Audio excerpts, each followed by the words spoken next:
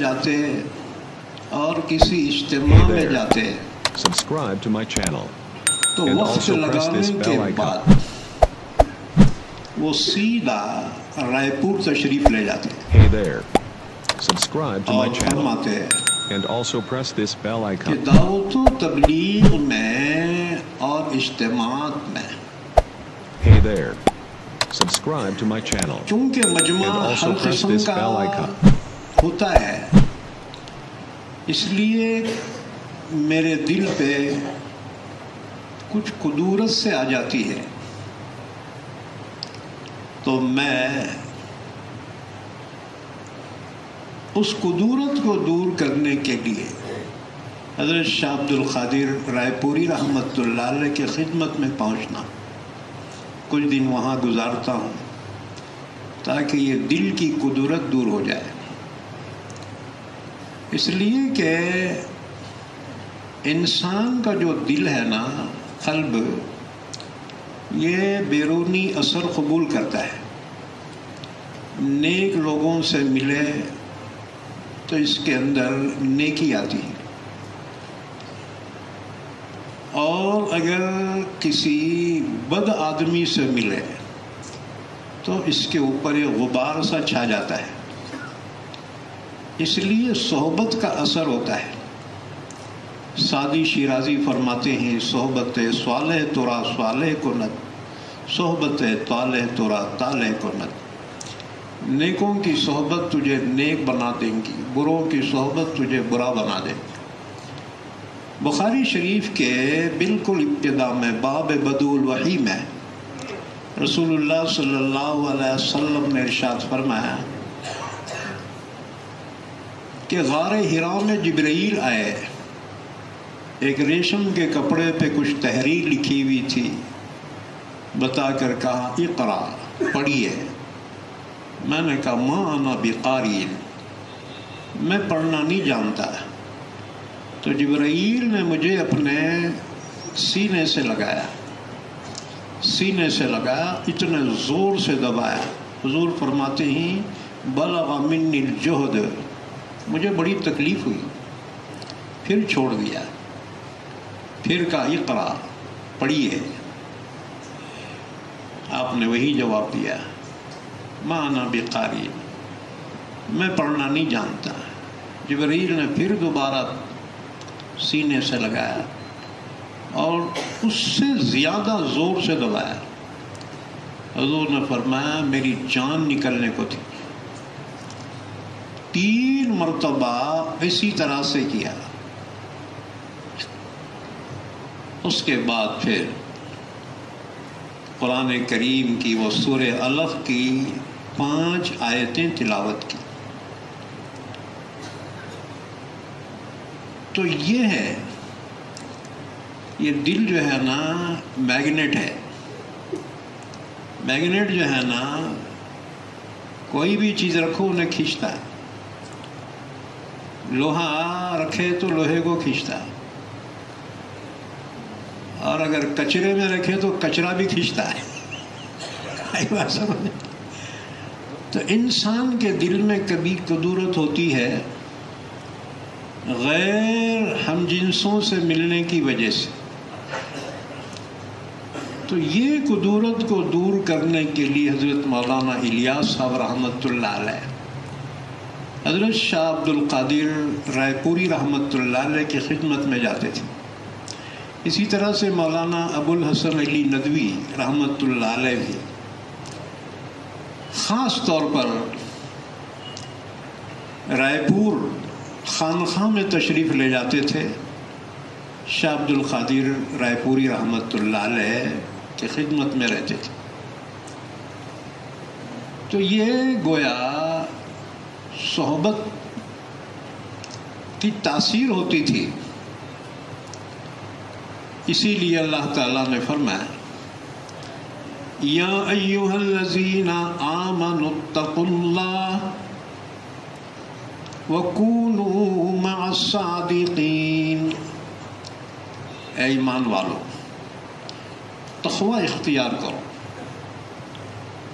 تقوی کے 2 معنی ہیں، ایک معنی ڈرنا، دوسرے معنی بچنا، اللہ سے ڈرنا اور اللہ کی ناراضگی سے بچنا، یہ ہے تقویٰ۔ تو میں نے عرض کیا کہ ایمان کی نعمت کے بعد مزید نعمت وہ تقویٰ ہے، اور اللہ تعالیٰ نے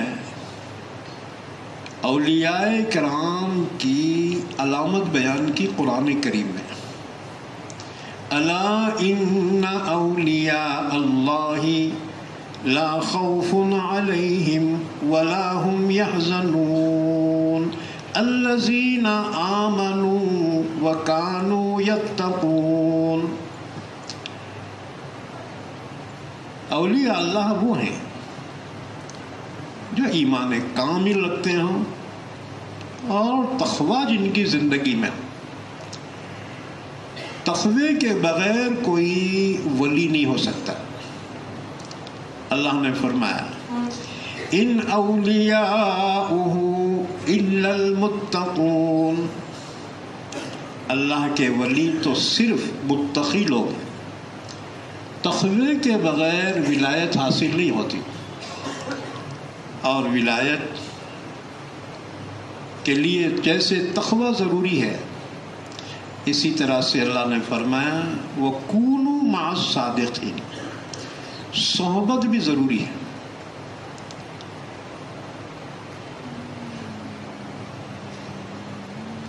اسی وجہ سے یہ تصوف ہے کیا، اور یہ تصوف قرآن اور حدیث سے ثابت بھی ہے کیا؟ تو یہی سوال مولانا حبیب الرحمن لدھیانوی رئیس الاحرار کو پیش آیا، تو وہ رائے پور جانے کے لیے سہارنپور پہنچے۔ حضرت شیخ کے گھر میں تمام بزرگوں کی بریک جرنی ہوتی تھی، جو بھی رائے پور تشریف لے جانے کے لیے تشریف لاتے حضرت شیخ کے مہمان بنتے۔ اور ہمارے دادا پیر حضرت مولانا سید حسین احمد مدنی رحمت اللہ علیہ جب بھی سفر سے تشریف لاتے تو حضرت شیخ کے یہاں تھوڑی دیر کے لیے ضرور رکتے، پہلے اطلاع کراتے کہ میں آ رہا ہوں، اتنے دیر رہوں گا، اور پھر دیوبند والی ٹرین سے میں دیوبند چلا جاؤں گا۔ تو حضرت شیخ بھی جو ہے اپنے اصول کے اتنے پابند اور کڑک تھے، کتنا بھی بڑا بزرگ آندے ان سے پوچھتے تھے حضرت آپ کتنے دیر رکو گے اور کب جاؤ گے، کون سی گاڑی سے جاؤ گے؟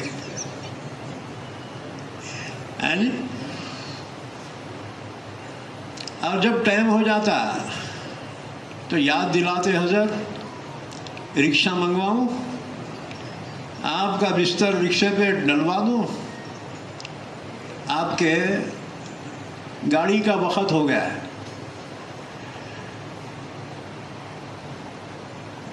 کبھی حضرت مدنی رحمت اللہ علیہ سے یہ نہیں فرمایا شیخ نے حضرت آج کی رات رک جائیے، کبھی نہیں فرمایا۔ پہلے پوچھتے ہیں آپ کتنے دیر کے واسطے آ رہے ہیں، کون سی گاڑی سے جا رہے ہیں۔ دیکھو بعض اولیاء کرام میں اصول کو بڑی ترجیح ہوتی ہے، اور بعض اولیاء کرام وہ ہوتے ہیں جن کے پاس محبت کو ترجیح ہوتی ہے۔ جو اصول پسند ہوتے ہیں نا وہ محبت کو بالائے طاق رکھ دیتے ہیں، اصول اور جو جن پر عشق و محبت کا غلبہ ہوتا ہے وہ اصول کو ترجیح نہیں دیتے۔ ہمارا سلسلہ ہے اس میں عشق اور محبت کا غلبہ ہے، میری بات سمجھ میں؟ اور ایک حضرت تھانوی کا سلسلہ، وہاں تو اصول ہیں۔ آنے سے پہلے اطلاع دینا، جب اجازت مل جائے تب آنا، اور وقت لکھنا کتنے دیر کے لیے آ رہے ہو اور کب واپس جا رہے ہو۔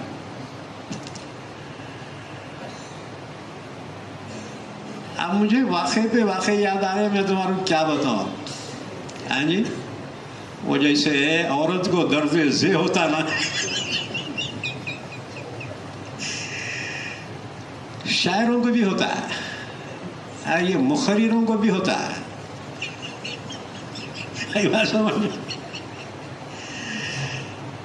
حضرت پیران پیر رحمۃ اللہ علیہ فرماتے ہیں کہ میں نے 9 سال بغداد میں علم ظاہری حاصل کیا، اور اس کے بعد 25 سال تک میں نے ریاضت و مجاہدات کیے۔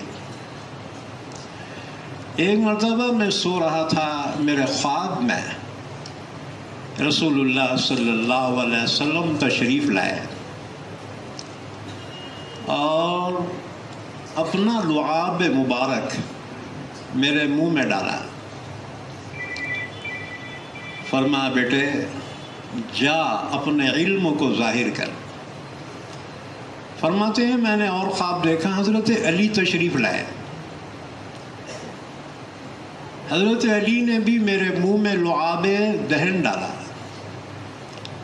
حضرت پیران پیر غوث اعظم شیخ عبد القادر جیلانی رحمۃ اللہ علیہ والد کی طرف سے حسنی ہیں، امام حسن کی اولاد میں، اور اماں کی طرف سے حسینی ہیں۔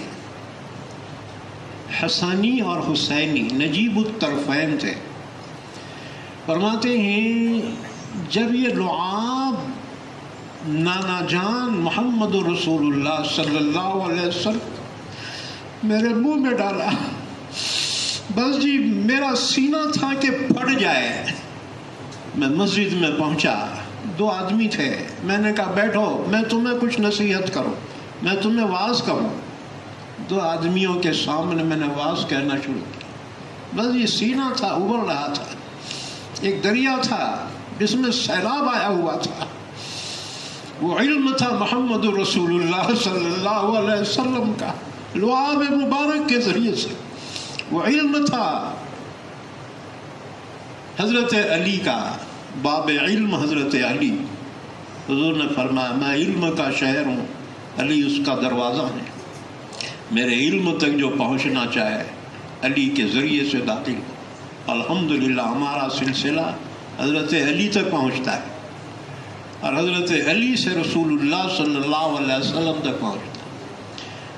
یاد رکھو اصل علم نہیں ہے، اصل نسبت ہے، اور اسی نسبت کو سند کہا جاتا ہے۔ سند کہو یا نسبت کہو، علم کا کوئی ویلو نہیں ہے جب تک کہ سند نہ، ہاں جی، ورنہ ڈاکٹر سے زیادہ دوا گولی کا علم تو وہ بیاگاں والوں کے پاس رہتا ہے۔ یہ مارو رہتے نا جی، ڈاکٹر نہیں جانتے کون سی دوا کے کون سی بیماری کے لیے، یہ مارو بتاتا اس کو۔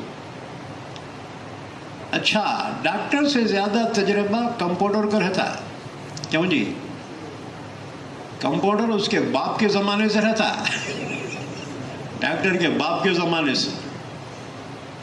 لیکن جب تم بیمار ہوتے ہو تو علاج کے لیے کہاں جاتے ہو؟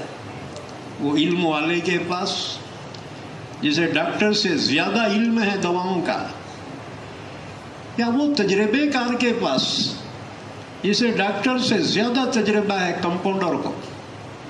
کہاں جاتے ہو؟ ڈاکٹر کے پاس جاتے ہو۔ کیا فرق ہے؟ ڈاکٹر کے پاس تو دواؤں کا اتنا علم نہیں جتنا کہ یماروں کو ہے، ڈاکٹر کے پاس اتنا تجربہ نہیں ہے جو کمپاؤنڈر کو ہے۔ کہ ڈاکٹر سے علاج کیوں کراتے؟ اس لیے کہ اس کے پاس سند ہے۔ ہاں جی، اگر کوئی دواخانہ کھول کے بیٹھا تو چیکنگ والے اگر پوچھے کہ سند کہاں ہے بتا، سند نہیں بتایا نا، 420 میں اندر کر دیتے ہیں اس کو۔ کیوں؟ اس وجہ سے اس کے پاس سند نہیں ہے۔ یہ بات سمجھ میں؟ اب لوگ اپنے آپ کو اہل حدیث کہلاتے ہیں اور حدیث کا علم واقعیتاً ان کو ہوتا ہے اور بہت حدیثاں ان کو یاد رہتے ہیں، لیکن سند ہی تو نہیں ہے، 420 میں اندر ڈالتے ان کو، کیوں جی؟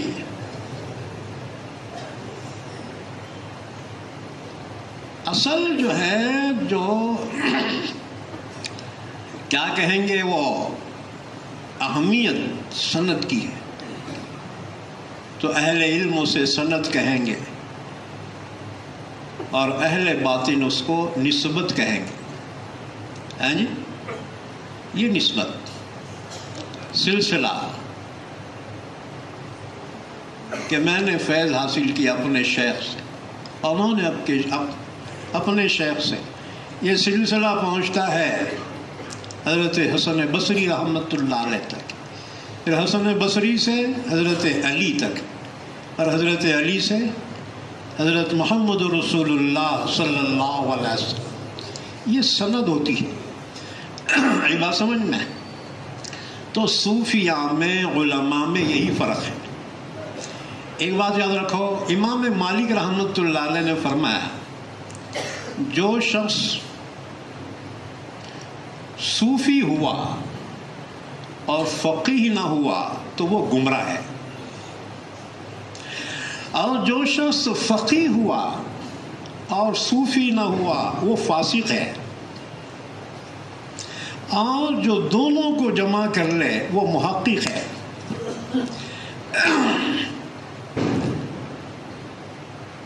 تھوڑا اپنے دماغ کو ذرا ڈھیلا چھوڑو، بات کو سمجھو.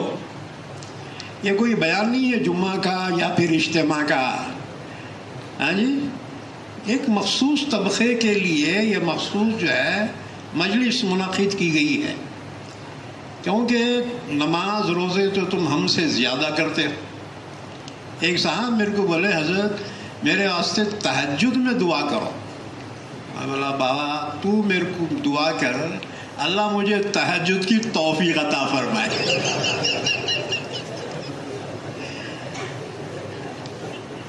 ہم دعویٰ نہیں کرتے ہمارے پاس وہ چاش، توابین، اشراق اور تہجد ہے، نہ، ہمارے پاس تو عبادت میں تو ہم بالکل پیچھے، ہمارے پاس کچھ بس ایک چیز ہے جو ناز کے قابل ہے، وہ نسبت ہے. بنا ہے شاہ کا مصاحب پھرے ہے اتراتا، مگر نہ شہر میں غالب کی آبرو کیا ہے. ابراہیم ذوق جو بادشاہ بہادر ظفر کے استاد تھے شاعری میں، ان کے لیے خاص پالگی ہوتی تھی. بادشاہ کے استاد تھے، ملک الشعراء کا خطاب تھا، پالگی پہ جا رہے تھے، خادم آگے پیچھے. یہ غالب کہیں بیٹھا ہوا تھا، لگاتا تھا غالب. تم بولیں گے غالب لگاتا کیوں تھا؟ اس لیے کہ اس کی معشوقہ جو ہے جس سے عشق کرتا تھا وہ عشق ناکام ہو گیا تھا. بیوی بچے والا تھا لیکن ایک مغنیہ سے عشق ہو گیا تھا، عشق ناکام ہو گیا. اب غالب کے پوری آدھی زندگی وہ رونے میں گزری، وہ پینے میں، رونے میں، اور اسی میں اس نے ایسی شاعری کی کہ دنیا میں استاد الشعراء کہلایا. تو دیکھا ابراہیم ذوق جو بہادر شاہ ظفر کے استاد تھے، پالکی بھی آ رہے ہیں، آگے پیچھے ہٹو بچو. غالب کہیں بیٹھے ہوئے جو ہے لگا رہا تھا. دیکھا یار دوستوں میں تو غالب نے طنز کیا، بنا ہے شہ کا مصاحب پھرے ہے اتراتا. اچھا جی، انہوں نے سن لیا، انہوں نے کہا اچھا میرے میں طنز کر رہا غالب، ٹھیک ہے. جا کے بادشاہ سے شکایت لگا دی.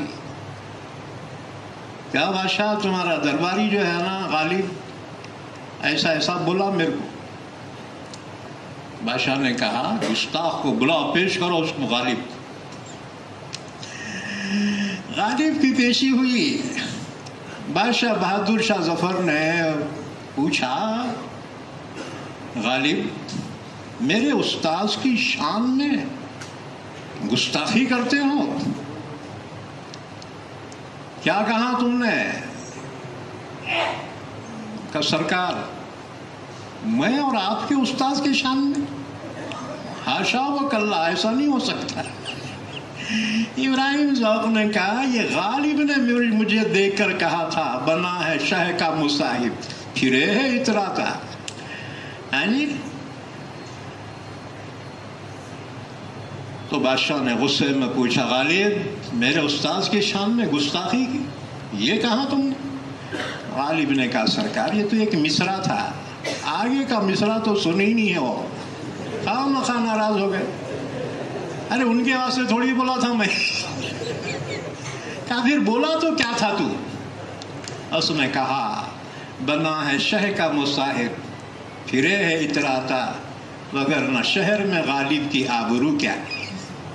کون پوچھتا تھا اگر دربار سے نسبت نہ ہوتی؟ یہ کہاں پیدا ہوا کہاں مر گیا.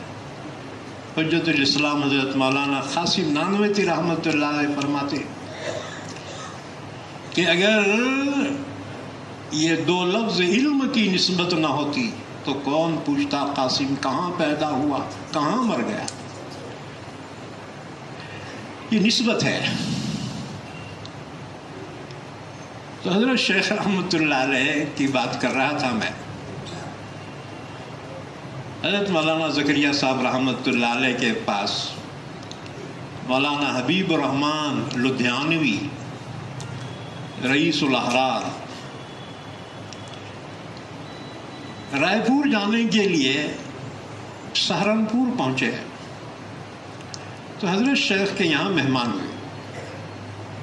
یہ بریک جرنی تھی. یہ کوئی بھی ولی اللہ آتا اس علاقے میں حضرت شیخ کے پاس مہمان ضرور ہونا تھا.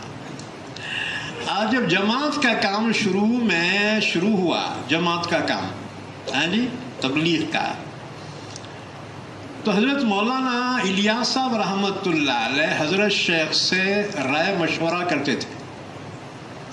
حضرت شیخ بھتیجے تھے اور مولانا الیاس صاحب رحمۃ اللہ علیہ چچا تھے. ایک مشورے میں بات آئی کہ جماعتیں جب گشت کے لیے بھیجی جائیں تو مولانا الیاس صاحب رحمۃ اللہ علیہ نے فرمایا اللہ کے رسول جب جماعتوں کو بھیجتے تھے تو ان کا جو امیر ہوتا تھا اس کے ہاتھ میں جھنڈا دیتے تھے. جھنڈا ہوتا لیوا، جھنڈا. تو مولانا الیاس صاحب رحمۃ اللہ علیہ نے فرمایا ہم جو جماعتیں گشت میں بھیجتے ہیں تو اللہ کے رسول کی سنت تو یہ ہے کہ جماعت جب بھیجی جائے تو اس کے امیر کے ہاتھ میں جھنڈا ہونا چاہیے. لہذا ہم کیوں نہ گشت میں جانے والی جماعت کو امیر کو جھنڈا دے. حضرت شیخ نے فرمایا چچا جان اللہ کے رسول جو جماعت بھیجتے تھے نا وہ جہاد میں بھیجتے تھے، اور جہاد میں جانے والی جماعت کے امیر کے ہاتھ میں جھنڈا دیتے تھے.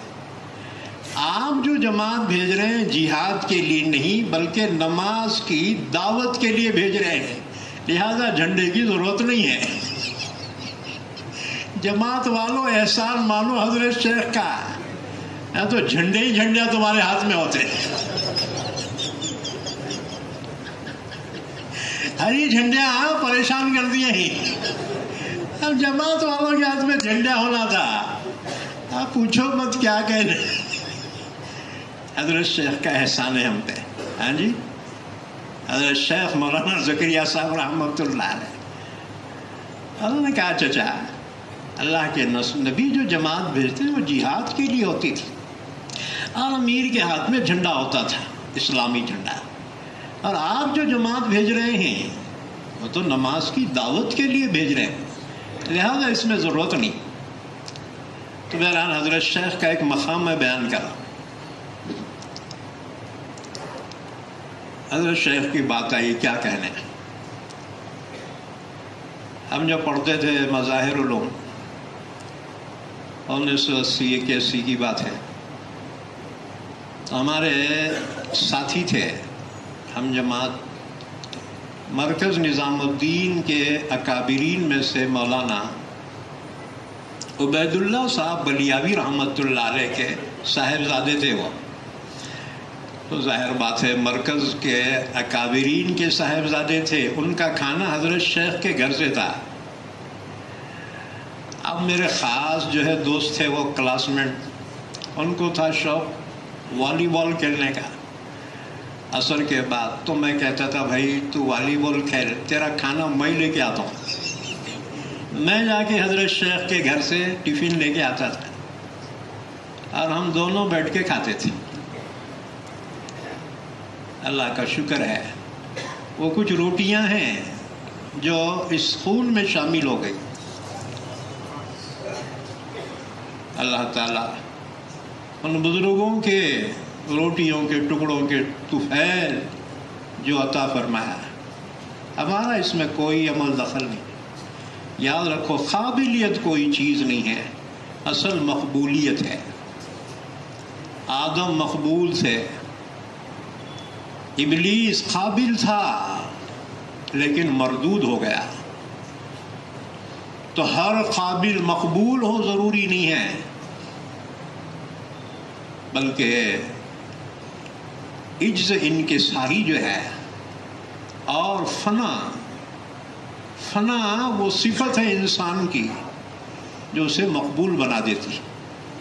مٹا دے اپنی ہستی کو اگر کچھ مرتبہ چاہے، یہ دانہ خاک میں مل کر گلے گلزار ہوتا ہے.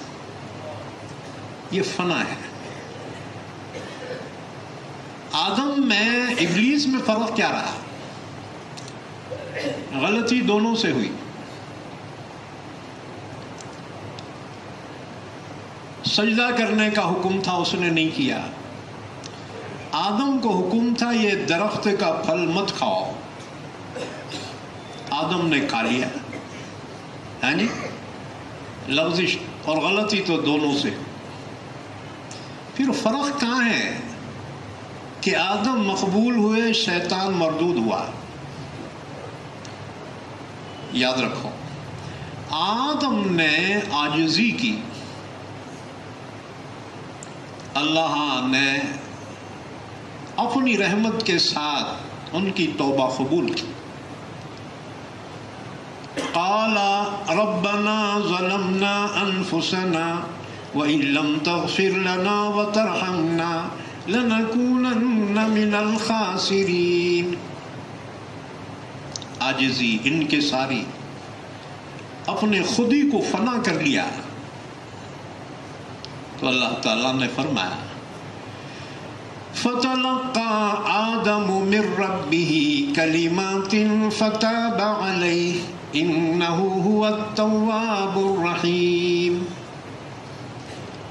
آدم کو مقبول کر دیا گیا اور وہ کم وقت اسے فرمایا کیوں رے تو سجدہ کیوں نہیں کرا؟ مَا مَنَعَكَ أَلَّا تَسْجُدَ إِذْ أَمَرْتُكَ، میں حکم دیا تھا تو سجدہ کیوں نہیں کرا؟ قال انا خیر منہ، کہنے لگا واہ ایسا کیسا حکم دیا الٹا، میں سینئر انہیں جونیئر، میں اس کے سامنے جھکوں، ایسا کیسا حکم دیا؟ انا خیر منہ، انا ہی لکھو انا. بس یہ سمجھ لو دنیا کیا ہے، انا یہ دنیا ہے اور فنا کیا ہے، آخرت ہے. یہ عشق نہیں آسان، بس اتنا سمجھ لیجئے ایک آگ کا دریا ہے اور ڈوب کے جانا ہے. انا کو فنا کرنا پڑے گا. اور انسان پر سب سے کاری ضرب و تکلیف دہ وہ ہوتی ہے جو اس کی انا پہ پڑتی ہے جی. مزاج کے خلاف کوئی بات کر دے، بس جی انہیں امیر صاحب رہندے، مولوی صاحب رہندے اور انہیں بادشاہ رہندے، کوئی بھی رہندے، اور اس کی تو پھر جاتی. یہ کیا چیز ہے؟ یہ اس کے انا پہ ضرب، کتے کے دم پہ پاؤں رکھے نا کوئی شروع کرتا.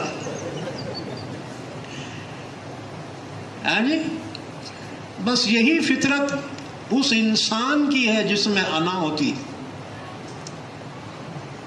اور جس کی انا فنا ہو جائے اسے کوئی اثر نہیں پڑتا ہے. حضرت خواجہ نصیر الدین محمود چراغ دہلوی رحمت اللہ علیہ مراقبے میں بیٹھے ہوئے ہیں، ایک قلندر آیا جلالی، اس کے ہاتھ میں خنجر تھا، بس سیدھا مارنا شروع کر دیا. آپ استغراق کی کیفیت میں،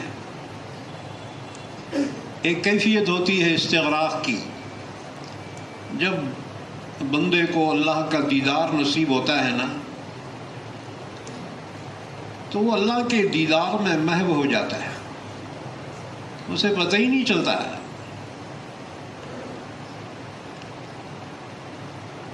علامہ جلال الدین سیوطی رحمت اللہ علیہ مفسر قرآن ہیں، فرماتے ہیں کہ شہید کے اوپر جب تلوار چلتی ہے شہید کو تکلیف نہیں ہوتی،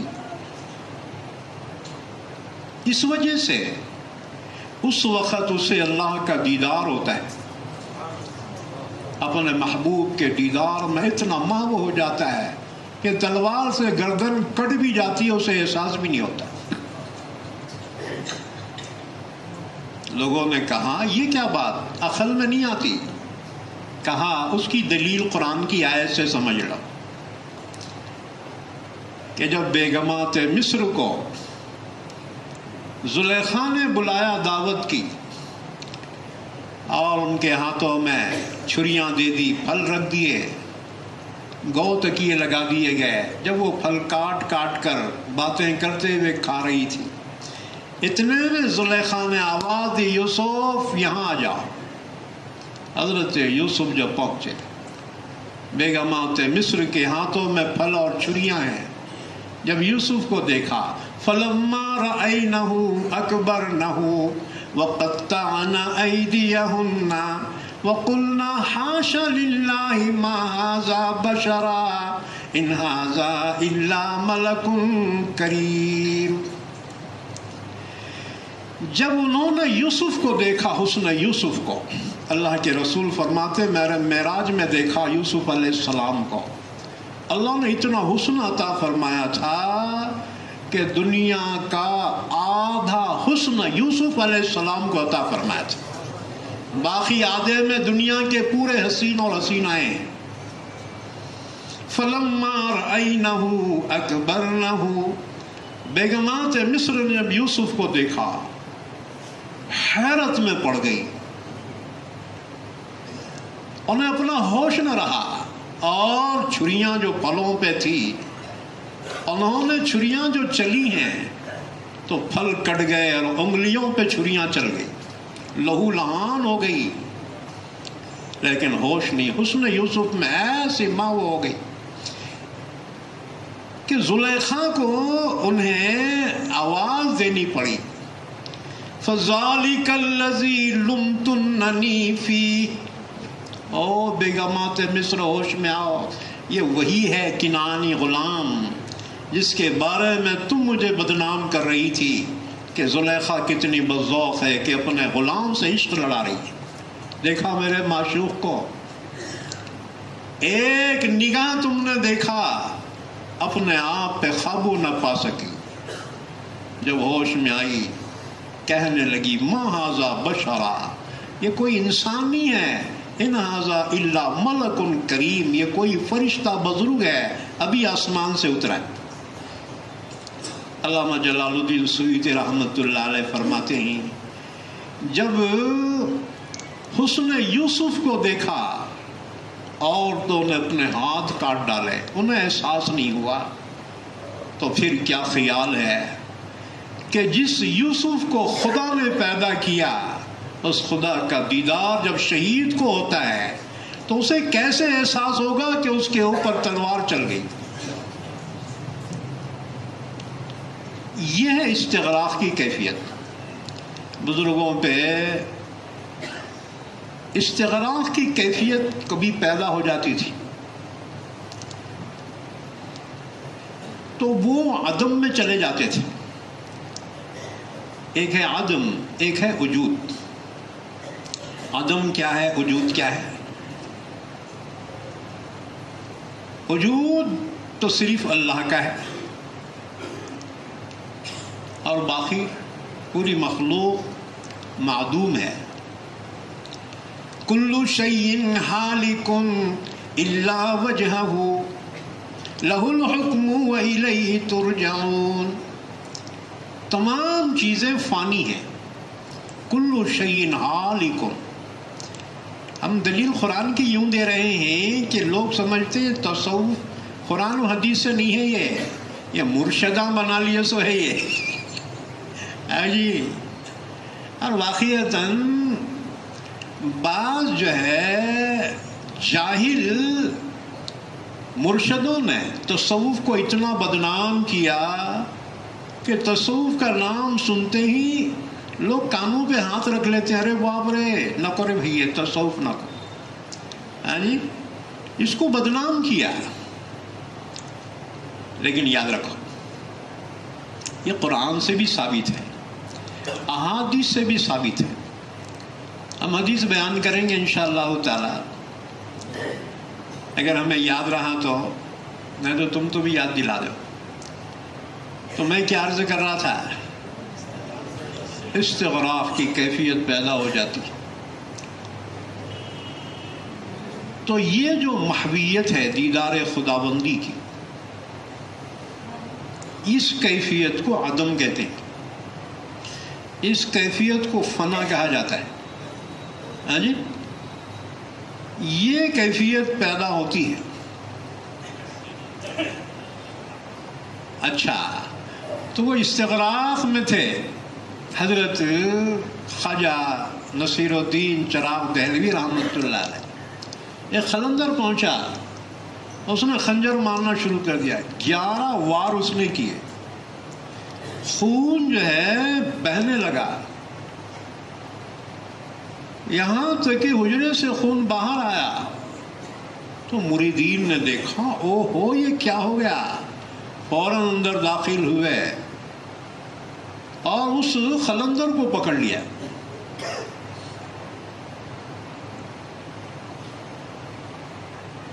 حضرت نے فرمایا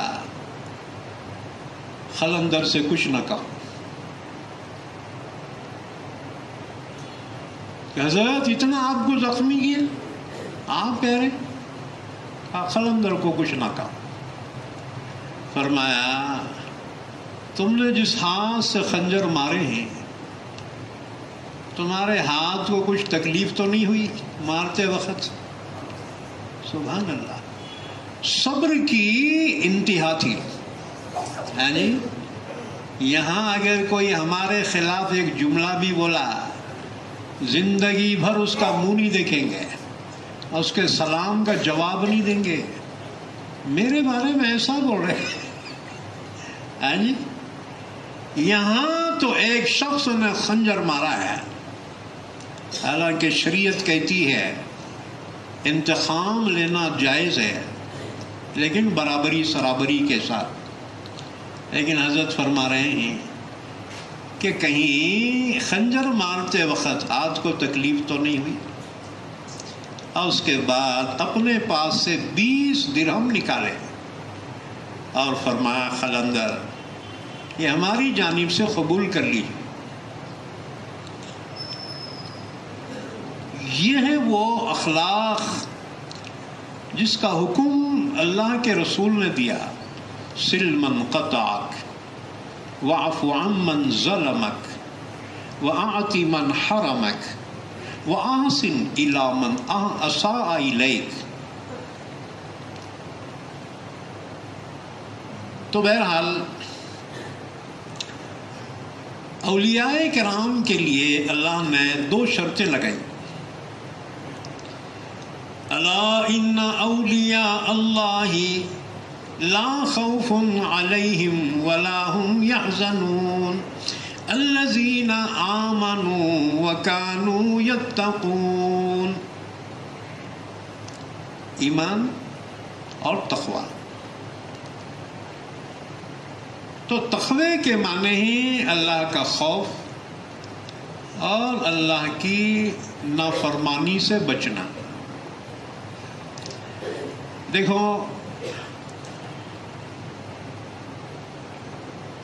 تصوف شریعت سے الگ کوئی چیز نہیں ہے، بلکہ شریعت کی تکمیل تصوف سے ہوتی ہے، اور حدیث میں اس تصوف کو احسان کہا گیا۔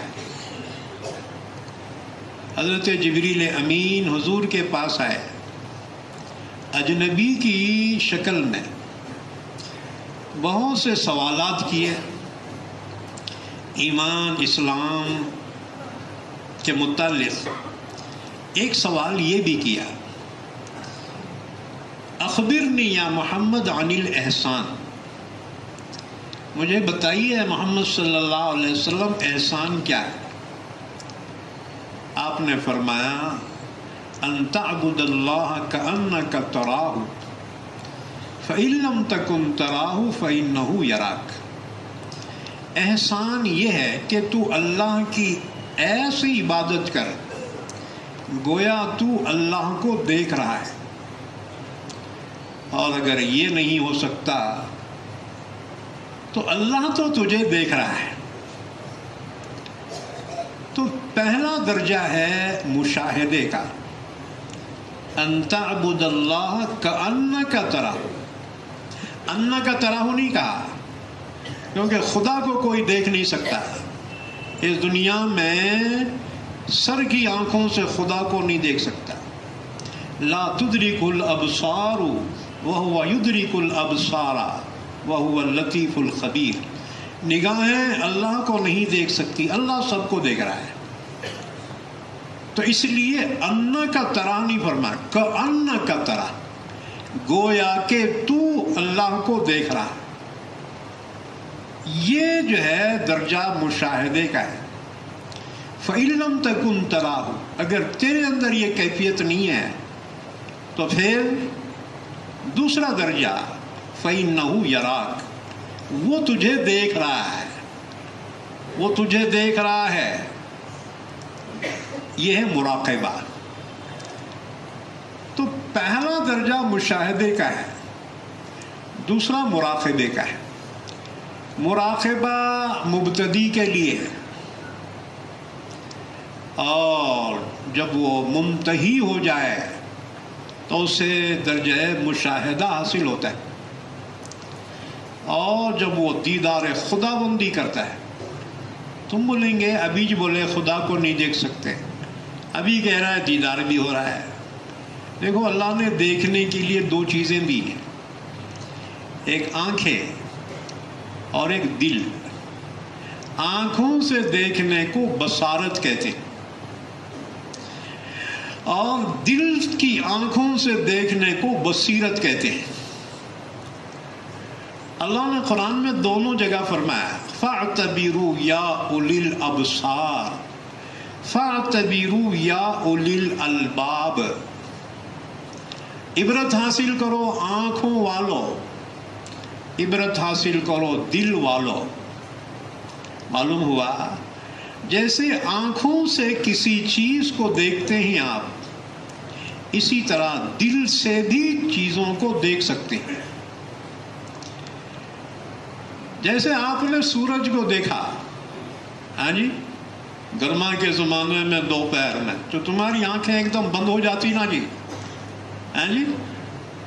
سورج کو تم نے دیکھا، اتنی تیز روشنی ہے سورج کی، ایک دم آنکھیں بند کر لیں، آنکھیں تو بند ہو گئی، لیکن پھر بھی سورج دکھ رہا کہ نہیں دکھ رہا؟ ہاں جی، کیا ہے کہ بول صاحب اتنے بھولے تو نہیں ہیں تم؟ ہاں جی، جب بھائی آپ سورج کو دیکھیں اور ایک دم جو ہے آپ کی آنکھیں بند ہو گئی، آنکھیں بند کرے، سورج دکھ رہا نہیں دکھ رہا اندر، ہاں جی، وہی روشنی نظر آ رہی، یہ کیا چیز، کس چیز سے تم دیکھ رہے ہو؟ آنکھیں تو بند ہیں نا، یہ کیا دکھ رہا ہے جی؟ دل کی آنکھیں ہیں، دل کے آئینے میں ہے تصویر یار، جب ذرا گردن جھکائی دیکھ لی۔ خدا کا دیدار کرنا ہے نا دنیا میں بصارت سے نہیں ہوگا، بصیرت سے ہوگا۔ یہ بات سمجھ میں؟ ہاں، تو اللہ کا دیدار دنیا میں بصارت سے نہیں ہوگا۔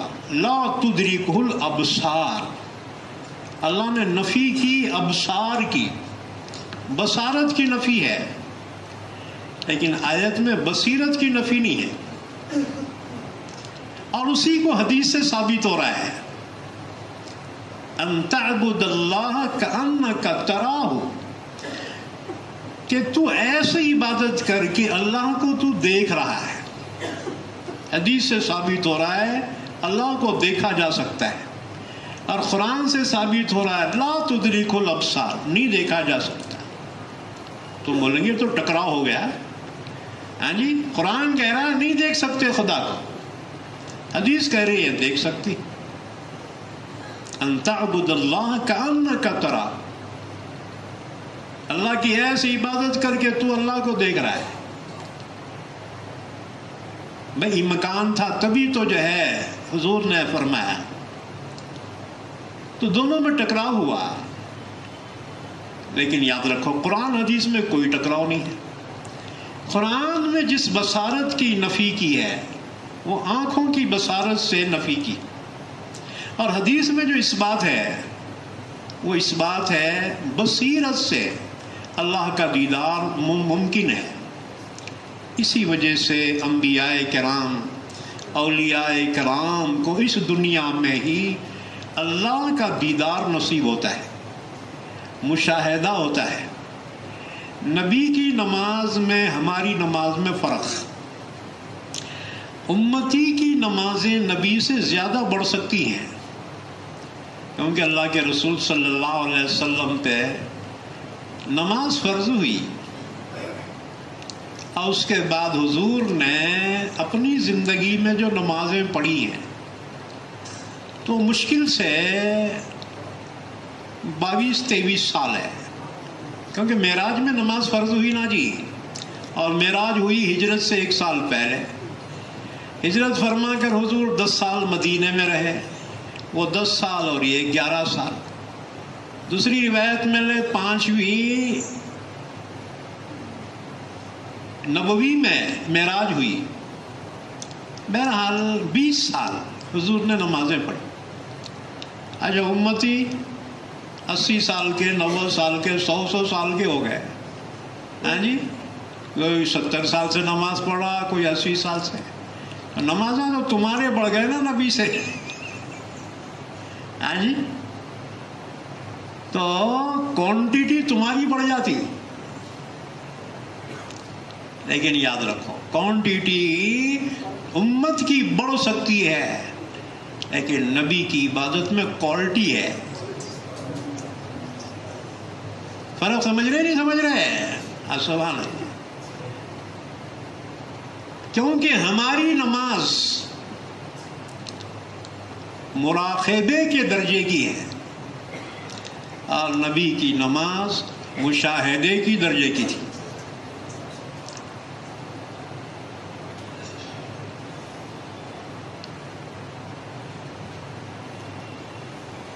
تو واقعہ رہ جائیں گا مولانا حبیب الرحمان لدھیانوی رحمت اللہ علیہ کا۔ تو وہ سہارنپور میں رک گئے تھوڑی دیر کے لیے۔ حضرت شیخ پوچھتے تھے کہ آپ کب تک رکیں گے اور کب جائیں گے؟ انہوں نے آتے ہی پوچھ لیا، انہوں نے کہا کہ میں تھوڑی دیر رکوں گا اور اس کے بعد جو ہے مجھے رائے پور جانا ہے۔ کہا اچھی بات ہے۔ انہوں نے اتنے بڑے عالم تھے، اتنی بڑی تنظیم ہندوستان کی آزادی کی تنظیم میں، لیکن تصوف ان کے بھی سمجھ میں نہیں آیا. آج تصوف علم والوں کو بھی سمجھ میں نہیں آ رہا، دعوت والوں کو بھی سمجھ میں نہیں آ رہا، اور وہ اہل حدیث ان کو بھی سمجھ میں نہیں آ رہا. حالانکہ حدیث میں مسلم شریف کی حدیث ہے،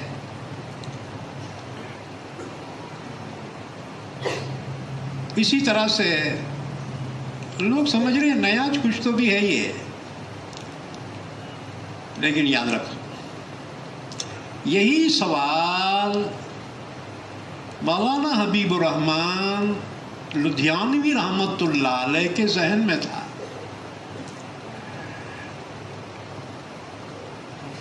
جب جانے کا وقت آیا تو حضرت شیخ کہتے تھے چلو آپ کا ٹائم ہو گیا، رکشہ بلواؤں؟ ایک مرتبہ حضرت مدنی پہنچے. حضرت مدنی،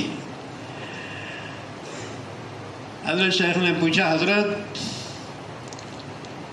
آپ کتنے دیر کے لیے یہاں آئے میرے پاس اور کب جانا ہے؟ حضرت نے فرمایا بھائی وہ رات والی گاڑی سے جاؤں گا، ایک والی گاڑی سے. اچھا ٹھیک ہے. اب جو ہے حضرت مدنی کے گاڑی کا وقت ہو گیا. حضرت شیخ نے کہا حضرت آپ کا ٹائم ہو گیا اور آپ کا بستر جو ہے وہ رکشے پہ میں رکھ دیا ہوں، تشریف لے جائیے. اس وقت حضرت شیخ کے صاحبزادے مولانا طلحہ صاحب 3 سال کی عمر تھی، 3 سال کے بچے تھے. حضرت کے جھبے کو پکڑ لیے. حضرت مدنی کہا حضرت آج نہیں جاؤ گے، آج تو آپ نہیں جاؤ گے. حضرت نے فرمایا بس بھائی، اس گھر کے اس خاندان کے بچے نے کہہ دیا نہیں جائیں گے، ہم بھی نہیں جائیں گے. ہمارا بستر واپس لا لے. حضرت شیخ نے فرمایا حضرت یہ بچہ جو ہے یہ نادان ہے، معصوم ہے. حضرت نے فرمایا یہ اس گھرانے سے پہلی آواز ہم نے سنی ہے. حضرت شیخ نے کہا حضرت نہیں آپ جائیے، آپ کے گاڑی کا ٹائم ہو رہا ہے، جاؤ، یہ بچے کی باتوں میں نہ کہو. فرمایا یہ الفاظ سننے کو ہمارے کان ترس گئے تھے، آج سن لیا، آپ تو آج جانے کے ہی نہیں. ہم یہ محبت کی باتیں ہیں، یاد رکھو. محبت میں آداب نہیں ہوتے، جہاں آداب ہوتے ہیں وہاں محبت نہیں ہوتی. تو بعض اولیاء کرام کے پاس اصول اور آداب کو ترجیح ہے، لیکن ہم تو عشق و محبت والے ہیں. ہاں جی، ہم حساب کتاب نہیں رکھتے. تو حضرت نے فرمایا، حضرت مدنی نے، کہ نہ بھئی آج تو ہم نہیں جائیں گے. لہذا حضرت ضد کر کے رک گئے وہ رات میں. تو مولانا حبیب الرحمن لدھیانوی رحمت اللہ علیہ نے سیڑھیاں اترتے اترتے سوال کر ڈالا، اور پہلے سے یہ کیا جواب دیں گے، ان کے جواب کیا ہوں گے. جواب الجواب پورا جو ہے ریڈی ہو کے آئے تھے انہوں، کہ تصوف کے بارے میں پوچھوں گا تو انہوں یہ بولے تو میں یہ جواب دوں گا، وہ یہ بولے تو میں یہ جواب دوں گا. پورا فل اسٹڈی کر کے آئے تھے انہوں. تو اترتے اترتے پوچھا کہ مولانا یہ تصوف کیا بلا ہے، یہ ذرا اس کا جواب سوچ کے رکھنا، میں رائے پور جا کر واپس آ رہا ہوں، واپسی میں جواب لیتا چاہوں گا آپ سے. حضرت شیخ نے فرمایا جا کے آنے کیا ضرورت ہے، جواب ابھی سن لو.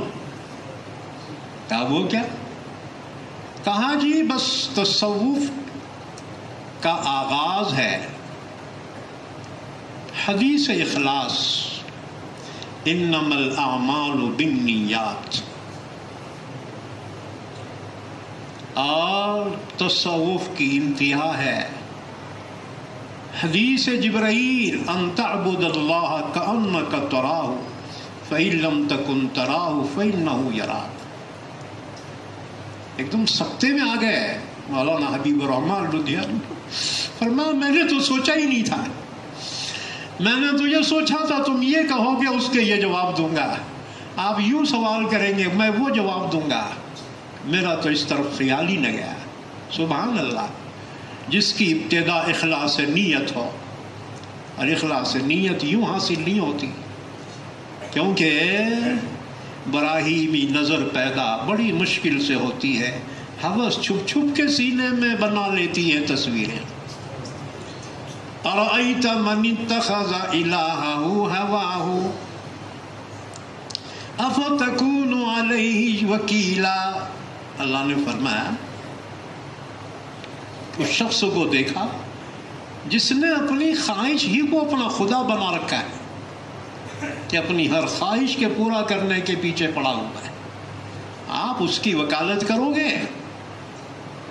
افرأیت من اتخذ الہہ ہواہ واضلہ اللہ علی علم. آپ نے اس شخص کو دیکھا جس نے اپنی خواہش کو، اپنی اناہی کو اپنا خدا بنا رکھا ہے. یہ وہ ہے علم کے باوجود اللہ نے اسے گمراہ کر دیا، اپنے ہستی کو فنا کر دینا. یہ مقصود ہے تصوف کا، اور نیت کو خالص کرنا. تو فرمایا تصوف کا ابتدا ہے انما الاعمال بالنیات، اور اس کی انتہا درجہ احسان ہے ان تعبد اللہ کأنک تراہ فإن لم تکن تراہ فإنہ یراک. کہ جسے اللہ کا مشاہدہ حاصل ہو جائے، ظاہر بات ہے کہ سر کی آنکھوں سے تو نہیں ہو سکتا، لیکن دل کی آنکھوں سے ہو سکتا ہے.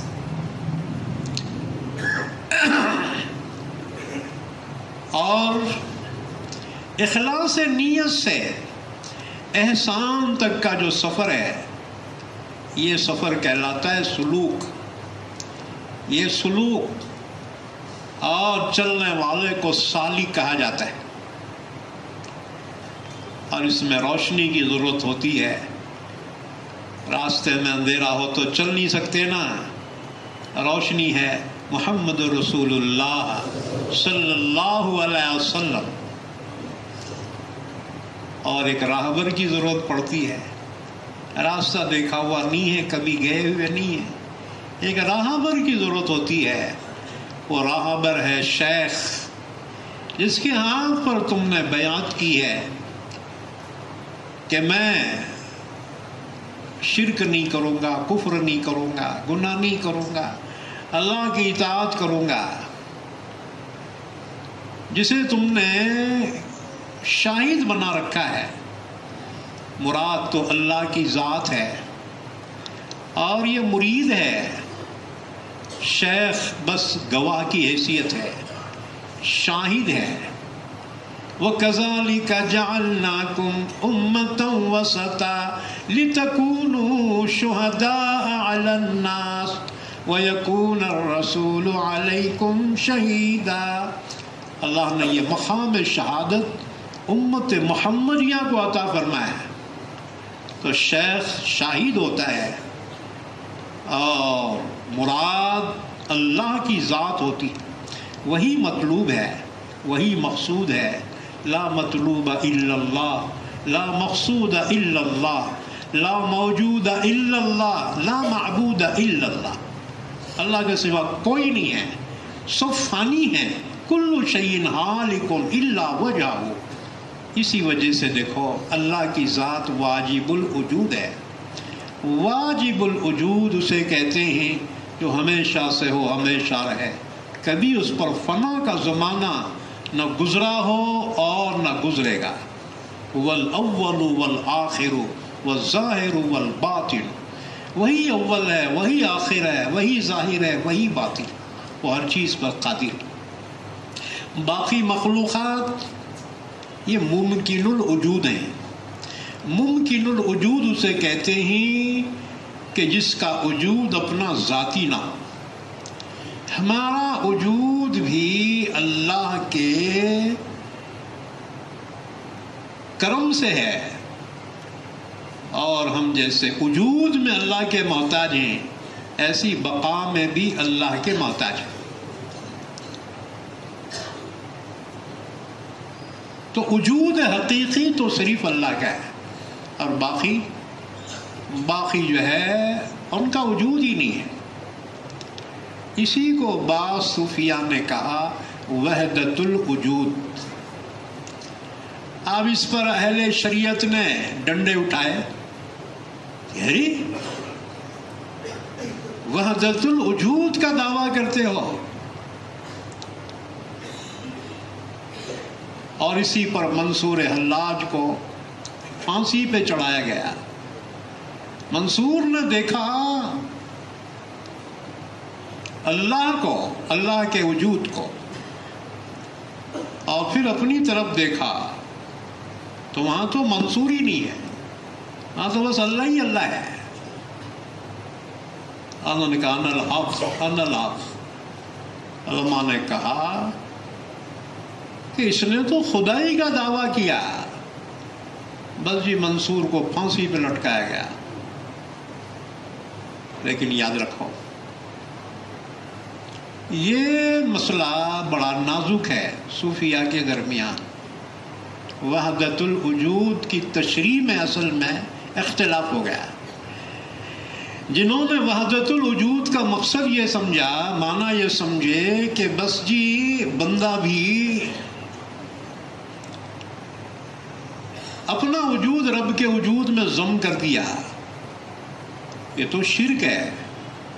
لیکن محققین نے وحدت الوجود کے معنی اصل میں یہ بیان کیے کہ بس وجود حقیقت میں اللہ کا ہے، اور باقی مخلوق تو موجود ہے، لیکن موجود مخلوق میں حقیقت فنا ہے، عدم ہے مخلوق میں.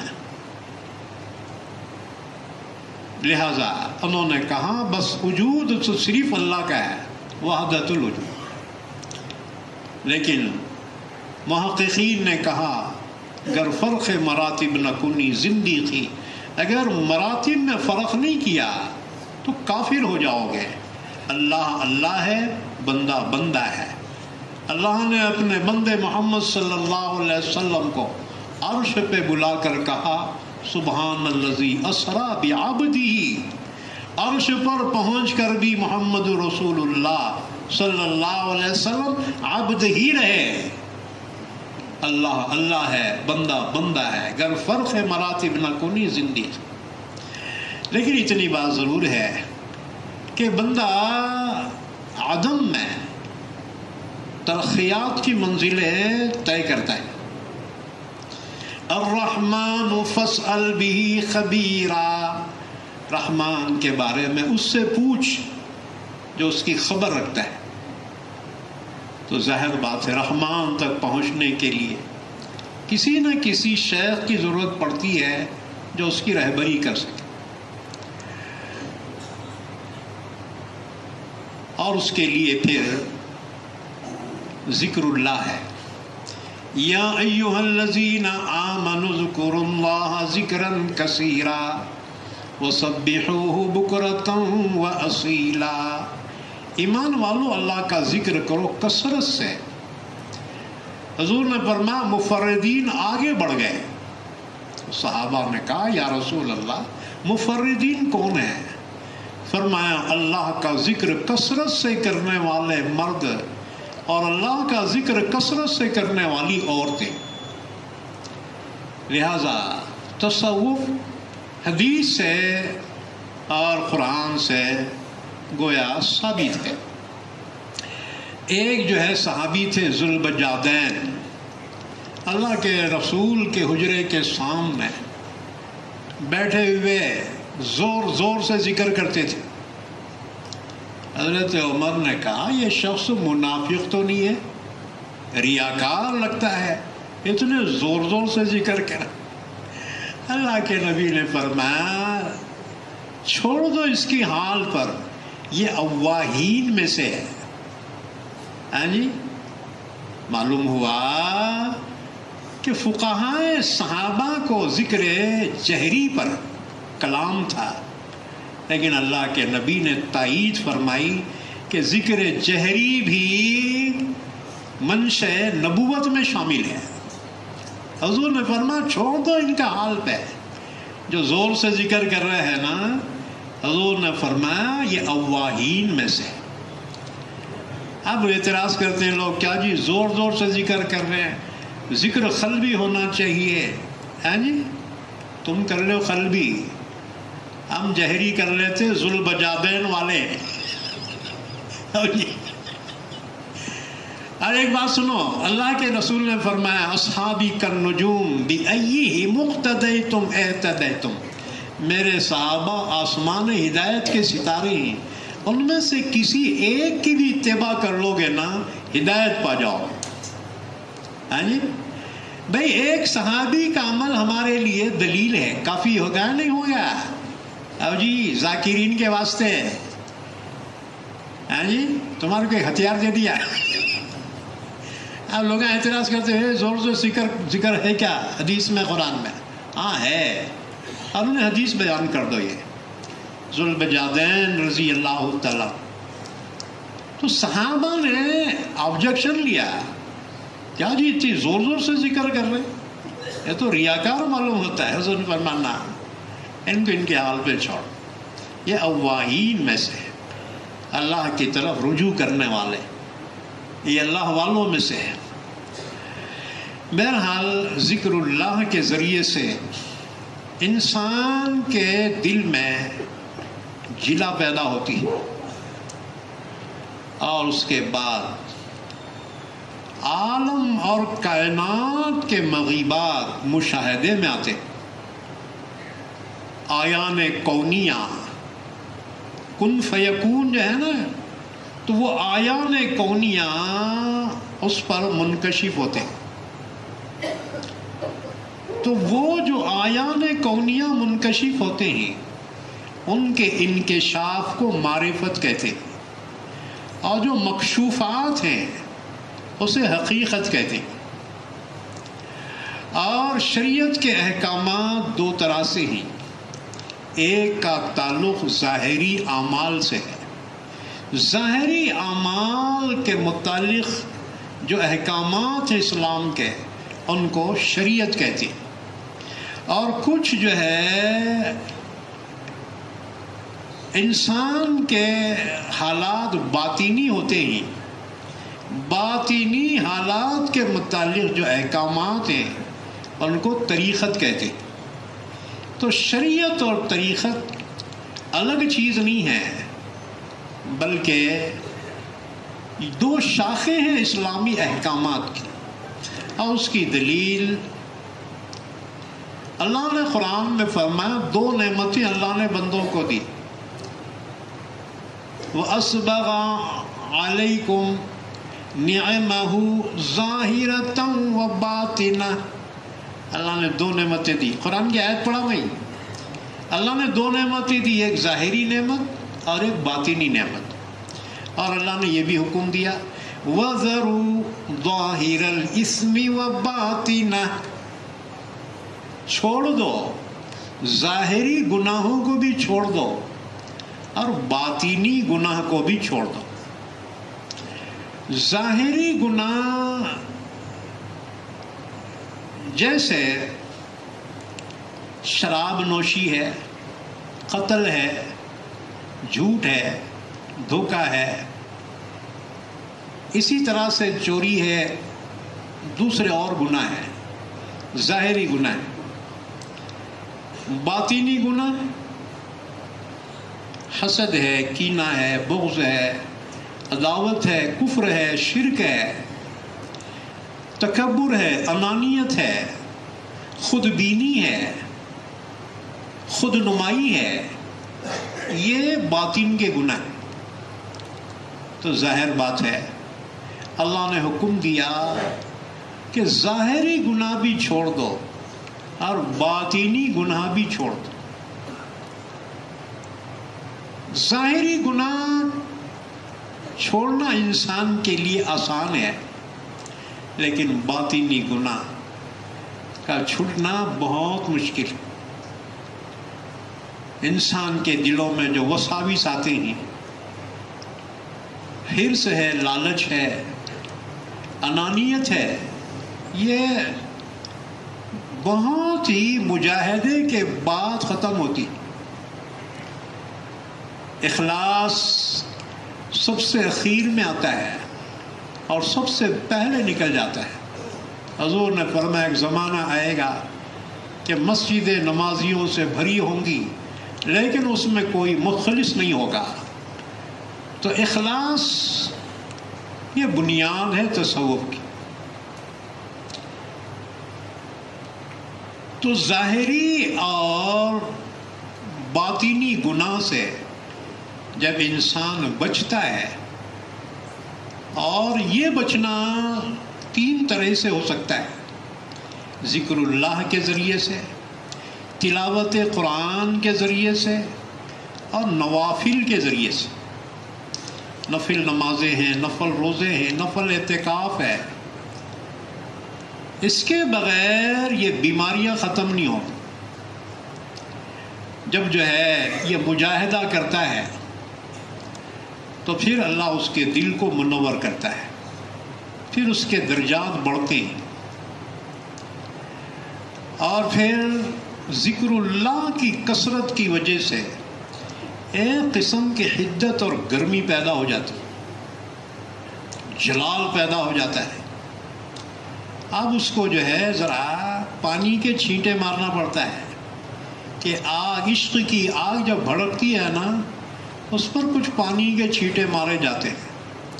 یہ چھینٹے جو پڑتے ہیں، کبھی تو قرآن کی تلاوت کے ذریعے سے، کبھی جو ہے سما کے ذریعے سے۔ سما بولے تو قوالی، لیکن وہ قوالی میں باجے گاجے نہیں ہونا، ہاں جی، جیسے ہمارے یہاں نعت پڑھنے کا رواج ہے۔ اولیاء کرام کے، بعض اولیاء کرام کے پاس حمد پڑھی جاتی تھی، بعضوں کے یہاں قرآن کی تلاوت ہوتی تھی، بعضوں کے یہاں درود شریف پڑھا جاتا تھا۔ اس کے ذریعے سے یہ جو عشق کی آگ ہے نا، تو یہ کچھ ٹھنڈی ہوتی ہے، ورنہ یہ جلا کے راکھ کر دیتے ہیں انسان کو۔ بجھی عشق کی آگ اندھیر ہے، یہ آگ جو ہے برقرار ہے۔ عشق تم بولیں گے یہ عاشقی معشوقی یہ تصوف میں کیوں آ گیا؟ یاد رکھو، یہ عشق سے عشق حقیقی مراد ہے، اور دنیا والوں کا عشق عشق مجازی ہے جو فانی ہے۔ یہ عشق حقیقی ہے، اللہ سے محبت۔ قرآن پاک میں دلیل اللہ نے فرمایا، جو لوگ اللہ کے چھوڑ کر اوروں کو پکارتے ہیں، یحبونہم کحب اللہ، وہ اپنے بتوں سے ایسی محبت کرتے ہیں جیسے اللہ سے کرنا چاہیے۔ لیکن ایمان والے، والذین آمنوا اشد حبا للہ، اور جو ایمان والے ہیں نا، وہ تو صرف محبت نہیں، شدید محبت کرتے ہیں۔ محبت کے معنی آتے ہیں دل کا میلان، دل ایک طرف مائل ہو جائے اسے بولیں گے محبت، اور اگر کچھ زیادہ ہی مائل ہو جائے اسے بولیں گے عشق۔ تو قرآن اللہ کا کلام ہے، اور یہ عشق کا لفظ بدنام ہو گیا، اس لیے قرآن میں عشق کا لفظ نہیں آیا، اس کی تعبیر کی اشد حبا سے، والذین آمنوا اشد حبا للہ۔ جو ایمان والے ہیں نا، وہ تو ٹوٹ کر اللہ سے محبت کرتے ہیں، عشق کی حد تک محبت کرتے ہیں۔ تو بہرحال یہ جو ذکر اللہ ہے، اس کی کثرت کی وجہ سے حدت پیدا ہوتی، تو بس جی سما کے ذریعے سے اس پہ کچھ چھینٹے مارے جاتے تھے، اللہ اور اس کے رسول کی شان میں اشعار پڑھے جاتے تھے، تو کچھ سکون حاصل ہوتا تھا۔ چنانچہ حضرت نظام الدین اولیاء رحمۃ اللہ علیہ جو بابا فرید الدین گنج شکر رحمۃ اللہ علیہ سے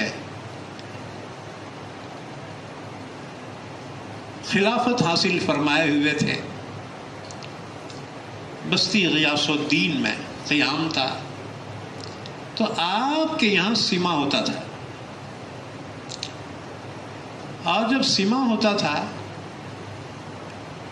تو آپ کو وجد آ جاتا تھا۔ اس زمانے میں دہلی میں جو محتسب تھے قاضی ضیاء الدین سنامی رحمۃ اللہ علیہ، علمی شخصیت تھی، ان کو جب پتہ چلا کہ حضرت نظام الدین کے یہاں سما ہوتا ہے، تو بس اپنے سپاہیوں کے ساتھ پہنچ گئے۔ جب معلوم ہوا سما ہو رہا ہے، اور جا کر ان سے کہا کہ یہ بدعت ہے، یہ سما قوالی بغیر ساز کے، اب تو قوالیاں جو ہے عورتیں بھی کر رہے ہیں اور مرداں بھی جھوم رہے، سبحان اللہ سبحان اللہ، اس کے کلام پہ نہیں ہے، اس کی آواز پہ ہے۔ جی حرام ہے، حرام۔ آج کل عرسوں میں جو قوالیاں ہو رہی نا، ساز باجے، غیر محرم عورتیں، حرام ہے یہ۔ اولیاء کرام کے جب سما ہوتا تھا نا، تو زیادہ سے زیادہ دف ہوتے تھے، دف سے زیادہ نہیں۔ کوئی جو ہے ساز میوزک بجانے گانے نہیں ہوتے تھے، کلام پڑھے جاتے تھے، عشقیہ کلام ہوتا تھا، اللہ کی حمد و ثنا، اللہ کی محبت کا کلام پڑھا جاتا تھا۔ چنانچہ سما ہو رہا تھا، قاضی ضیاء الدین سنامی اپنے سپاہیوں کے ساتھ پیٹرولنگ کر رہے تھے، گشت کرتے ہوئے۔ قاضی بولے تو نکاح پڑھانے والا نہیں، اور زمانے میں قاضی سے مراد جج ہوتا تھا۔ قرآنی فقہ کی جتنی کتابوں میں قاضی کا لفظ آیا نا، یہ شادی پڑھانے والا قاضی مراد نہیں ہے، بلکہ جج مراد ہے۔ وہ قاضی محتسب تھے، تو انہوں نے آپ سے کہا کہ آپ یہ کیا کر رہے ہیں، یہ تو بدعت ہے، لہذا اس سے باز آ جاؤ۔ حضرت نے فرمایا کہ اگر اللہ کے رسول سے ہم کہلوا دیں تو؟ قاضی صاحب نے کہا انہی کی وجہ سے تو ہم منع کر رہے ہیں، اگر وہ اجازت دے تو پھر ہمیں کیا اعتراض کی ضرورت ہے۔ بہرحال اتنے میں امیر خسرو نے بس جی اشعار پڑھنے شروع کر دیے۔ کشتگان خنجر تسلیم را، ہر زمان از غیب عالم دیگرس۔ اللہ کے عشق کے محبت میں جو قتل ہوتے ہیں نا، اس کے لیے ہر زمانے میں ایک زندگی ہوتی۔ نہ شود نصیب دشمن کہ شود ہلاک تیغت، نہ شود نصیب دشمن کہ شود ہلاک تیغت، سر دوستاں سلامت کہ تو خنجر آزمائی۔ اے میرے حبیب، دشمن کے نصیب کہاں کہ تیرے ہاتھوں سے قتل ہو، یہ تو دوستوں کا سر ہے سلامت، اب تو اپنا خنجر آزما لے، ہاں جی، تو تیر آزما لے، ہم جگر آزما لے۔ بس اشعار امیر خسرو کے کیا کہنا ہے۔ امیر خسرو کہتے ہیں کہ ایک مرتبہ میں جو ہے حالت کشف میں ہوں، میں نے دیکھا ایک مجلس جاری ہے،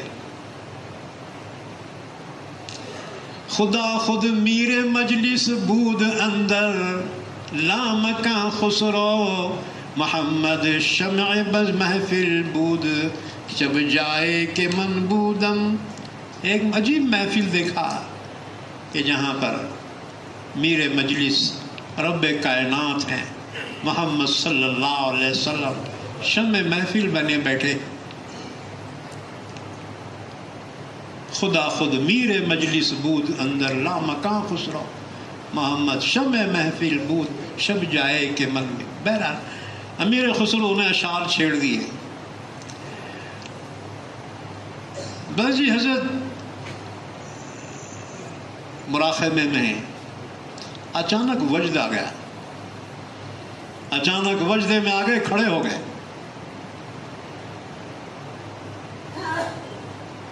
ایک بات یاد رکھو, ہے میرا ضبط جنوں جوش جنوں سے بڑھ کر, ننگ ہے آدمی کے لیے چاکے گریباں ہونا. عشق میں اتنی دیوانگی بھی اچھی نہیں ہے کہ کپڑے پھاڑ کر نکل جاؤ. ہاں جی, بعض وہ ہے برداشت نہیں کر سکتے عشق خدا بندی, وہ بے چین ہو کر جنگلوں میں نکل جاتے. لیکن جو ضبط کرنے والے ہوتے ہیں نا, وہی صاحب کمال ہوتے ہیں. ہے میرا ضبط جنوں جوش جنوں سے بڑھ کر, ننگ ہے آدمی کے لیے چاکے گریباں ہونا. بہرحال حضرت ضبط کرتے رہے. لیکن امیر خسرو نے جب ایک شعر پڑھا, ایک دم وجد میں آگے کھڑے ہو گئے. قاضی صاحب, قاضی ضیاء الدین سلامی بھی کھڑے ہو گئے, آستین پکڑ کے نیچے بٹھایا. پھر تھوڑی دیر کے بعد حضرت نظام الدین اولیاء پھر وجدے میں کھڑے ہو گئے. قاضی صاحب بھی کھڑے ہو گئے, آستین پکڑ کے نیچے بٹھایا. تھوڑی دیر کے بعد پھر حضرت نظام الدین اولیاء وجدے میں آ کے کھڑے ہو گئے. تو قاضی صاحب بھی کھڑے ہو گئے اور ہاتھ باندھ لیے. اہل مجلس کو تعجب ہوا, اتنے بڑے تھے, یہ بدعت ہے, کئی کو کر رہے. اب کھڑے ہو گئے, ادب کے ساتھ ہاتھ باندھے ہیں. ہاں جی, یہی بات ہے کہ یہ تصوف بالغوں کے لیے ہے. ہاں جی, اور جو لوگ علم والے ہیں یا فضل والے ہیں لیکن تصوف سے واقف نہیں ہے, تو وہ اس راہ میں نابالغ ہیں. ہاں جی, اور نابالغ بلوغ کے مزے کیا جانے. ہاں جی, نابالغ بچوں کے سامنے بلوغ کے مزے بیان کرو, وہ کہے گا یہ دیوانے ہو گئے, پاگل ہو گئے ہیں. ہاں جی, عشق خداوندی میں جو بالغ ہو جائے, کیا فرق ہے. ایک اللہ کے ولی نے فرمایا کہ شریعت میں بالغ وہ کہتے ہیں جس سے منی نکلے. شریعت میں بالغ اسے کہتے ہیں جس سے منی نکلے. طریقت میں بالغ اسے کہتے ہیں جو منی سے نکلے. نہیں سمجھے تو بعد میں سمجھو, جان جو تھے لفڑے میں پڑھتے گئی کو.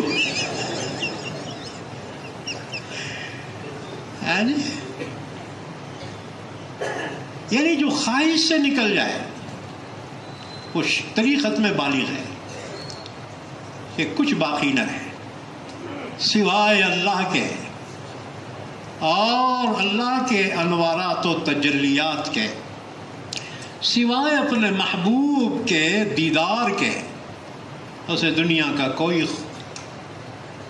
کوئی تعلق نہ رہے. تو فرق بلوغ کا, شریعت میں بالغ وہ ہے کہ جس سے منی نکلے، طریقت میں بالغ وہ ہے کہ جو منی سے نکلے، منی سے باہر نکلے، خواہشات سے باہر نکلے۔ بہرحال تیسری مرتبہ جب حضرت کھڑے ہو گئے تو قاضی ثناء اللہ پانی پتی کھڑے ہو گئے، ادب سے ہاتھ باندھے۔ جب یہ کیفیت ختم ہوئی دونوں کی، حضرت نظام الدین اولیاء نے فرمایا کہلوا دیا نا؟ قاضی صاحب نے کہا ہم نے تو بھی کہا، ہم نے بھی تو کہا۔ مجمع جو بیٹھے ہوئے انہوں نے بولے کیا کہلوا دیا، کیا کہہ دیا، ہمیں تو پتہ ہی نہیں ہے۔ قاضی صاحب سے پوچھا گیا حضرت کیا کہلوا دیا انہوں نے، تم نے کیا کہہ دیا؟ قاضی صاحب نے کہا جب پہلی مرتبہ حضرت نظام الدین کھڑے ہو گئے تو میں نے دیکھا کہ 7ویں آسمان پر ہے، 7ویں آسمان پہ، تو میری پہنچ وہاں تک تھی، میں نے وہاں سے ان کو نیچے بٹھا دیا۔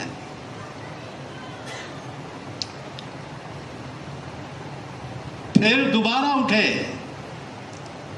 تو میں نے دیکھا کہ اللہ کے عرش کے پاس ہے، میری پہنچ بھی وہاں تک تھی، وہاں سے ان کو پھر نیچے بٹھا دیا۔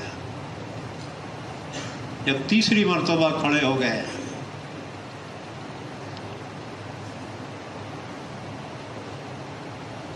تو میری نظر سے غائب ہو گئے، میں نے ڈھونڈا کہیں نظر نہیں آ رہے۔ پھر میں نے وہ منظر دیکھا کہ اللہ کے نبی تشریف فرمائے اور یہ ان کی خدمت میں حاضر ہیں، اللہ کے نبی کی خدمت میں حاضر ہیں۔ بس جی میں ادب سے پہنچا، اللہ کے رسول نے مجھ سے فرمایا کہ میرے دیوانے کو مت ستاؤ، چھوڑ دو اس کو، کہ میرے دیوانے کو مت ستاؤ۔ تو میں نے کہا یا رسول اللہ کیا میں خواب دیکھ رہا ہوں یا آنکھوں سے یہ دیکھ رہا ہوں منظر؟ کیا میں آپ کی اس بات کو مانوں یا آپ کی جو کتابوں میں حدیثیں ہیں اس کو مانوں؟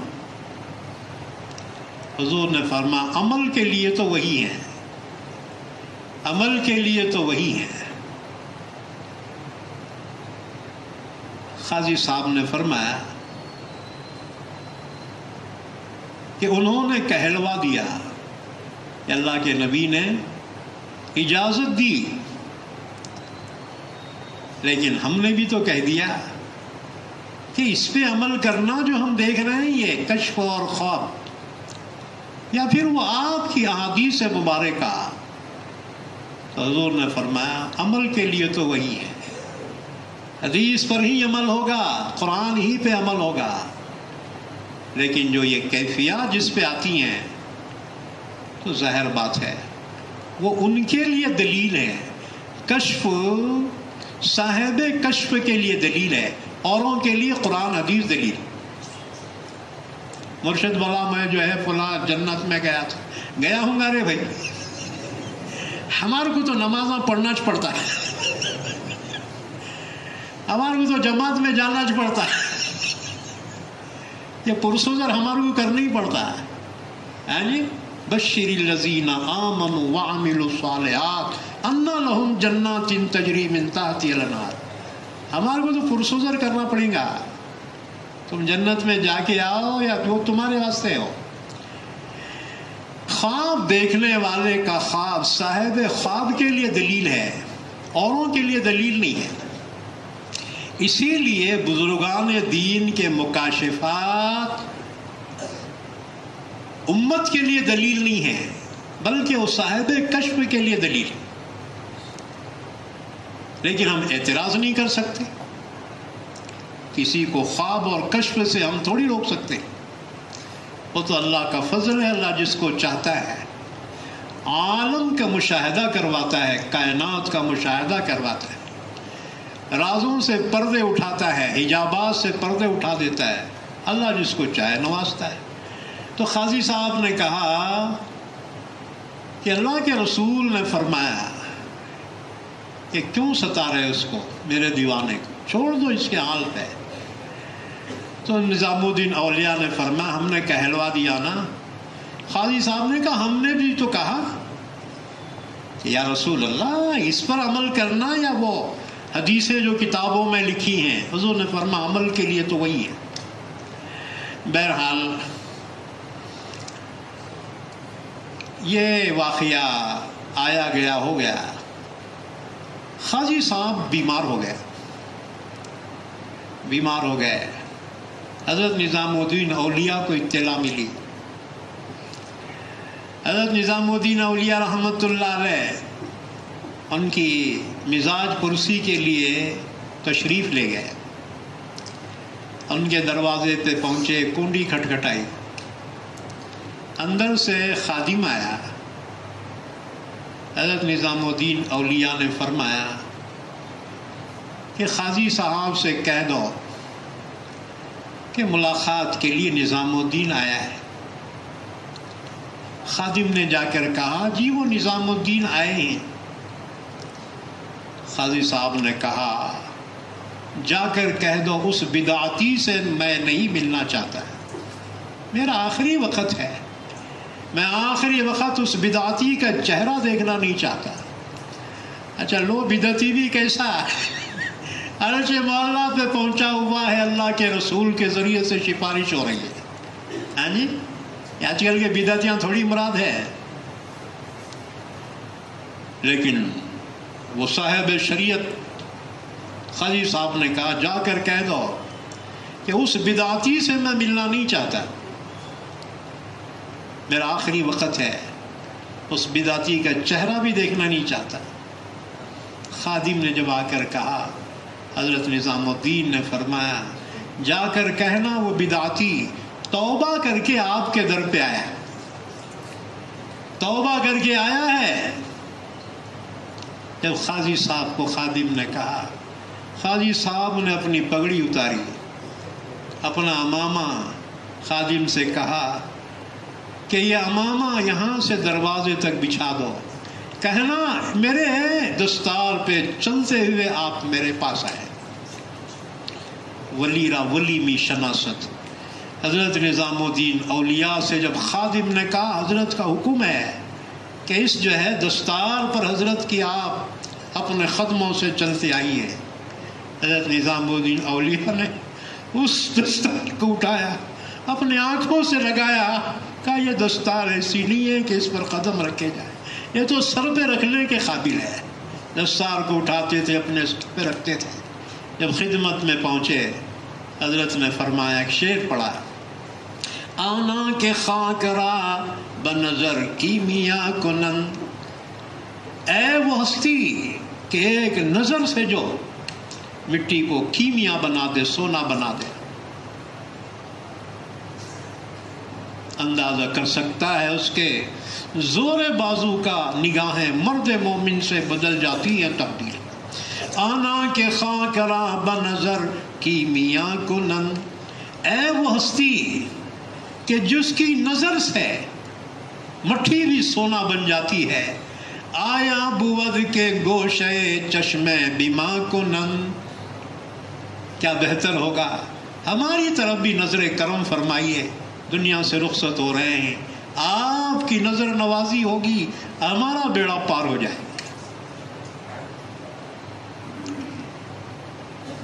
یہ ہے اللہ سے محبت کرنے والے، اللہ کے بندوں سے بھی محبت کرتے ہیں۔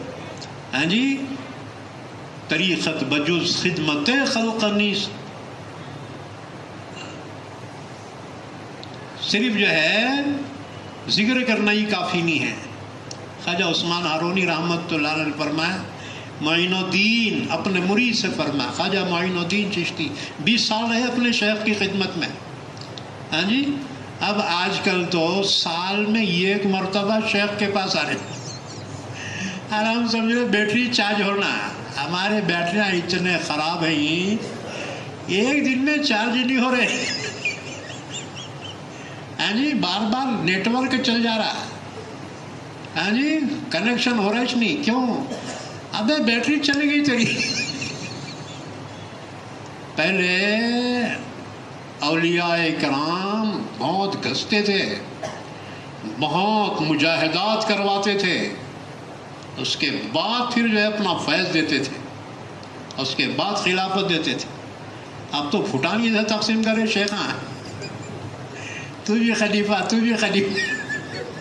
یہ کہنا میں حضرت پیر صاحب کا خلیفہ ہوں گا. سند ملنے سے عالم قابل نہیں ہوتا. سند کا مطلب ہے اب تو علم حاصل کرنے کے قابل ہوا ہے، اب یہاں سے علم پڑھ. ہاں جی شیخ جو سند دینا اس کا مطلب نہیں کہ تم اب بزرگ کامل ہو گئے، نہیں، اب یہاں سے اب محنت کرو. عالمہ سمجھ رہے، مفتیاں سمجھ رہے. ہمارے پاس دارالعلوم دیوبند کی سند ہے، کاغذ ہے تیرے پاس، یہ کاغذ ہے یہ. ہاں جی یہ کاغذ اس لیے نہیں دیا تو عالم بن گیا، نہیں، بلکہ اب یہاں سے علم حاصل کرنا شروع کر. تیرے استعداد کے لیے یہ سند ہے. سند عالمیت کی نہیں ہوتی، استعداد کی ہوتی. اب یہاں سے علم حاصل کرنا ہے. شیخ خلافت دے اس کا مطلب یہ نہیں اب تو مرشدی بن گیا، اب لوگا تیرے ہاتھاں چومنا ہے، نہیں، اب یہاں سے محنت شروع کر.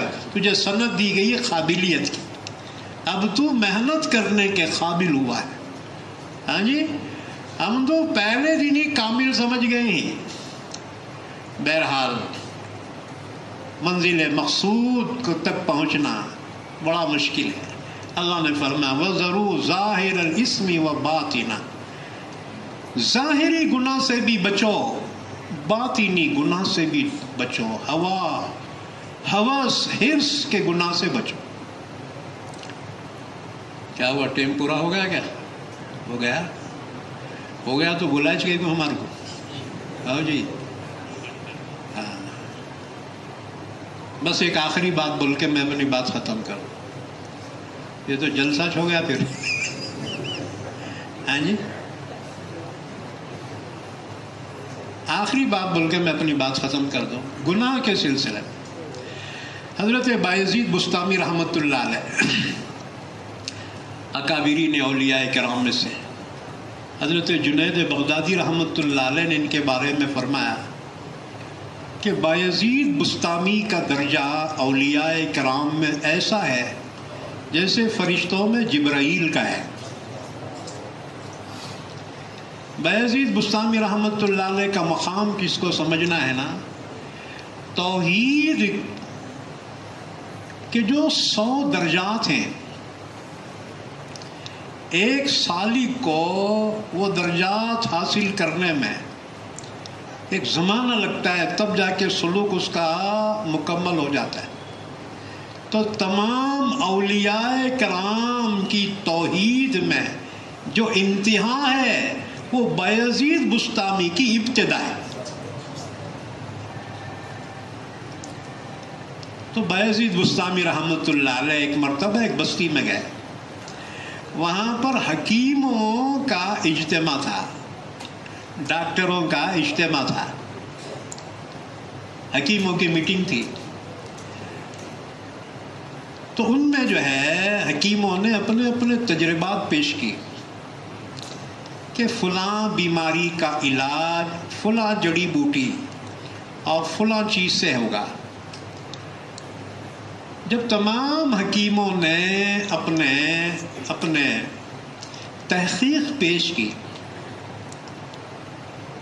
حضرت بایزید بسطامی نے فرمایا کہ حکیم صاحبان، آپ نے جن بیماریوں کا ذکر کیا، جن دواؤں کا ذکر کیا، یہ جسمانی بیماریاں ہیں. جسمانی مرض کا علاج آپ نے بیان کیا.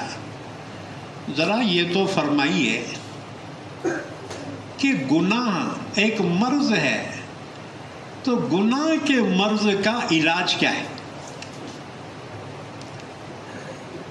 یہ تو جسمانی بیماری کی علاج تم نے بیان کر دیا. یہ بتاؤ کہ انسان جو گناہ کرتا ہے اور گناہ مرض ہے، یہ گناہ کے مرض کا علاج کیا ہے؟ حکیم دم بخود رہ گئے، کیونکہ حکیموں کا جو موضوع ہے انسان کا بدن ہے، اور روح ان کا موضوع نہیں ہے.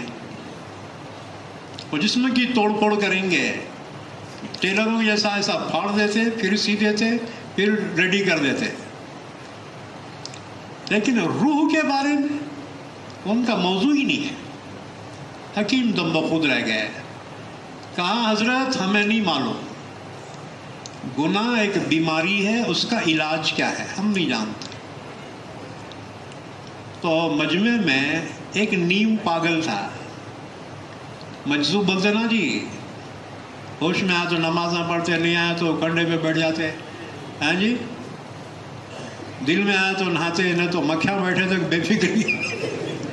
ہم ایسے کو ولی اللہ سمجھ رہے ہیں، وہ دیوانے کو مکھیاں لگ رہی، ایک مہینہ نہیں نہ رہا، اور یہ بہت پہنچی ہوئی ہستی ہے، انہیں پہنچا، تو بھی پہنچ جا بیٹا. ہاں جی،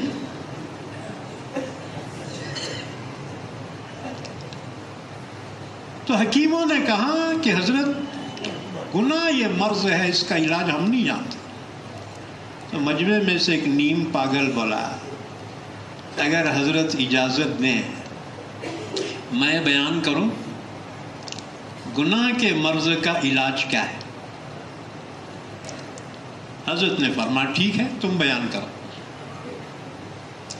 اس نے کہا جی حضرت، گناہ کے مرض کا علاج اور اس کی دوا یہ ہے کہ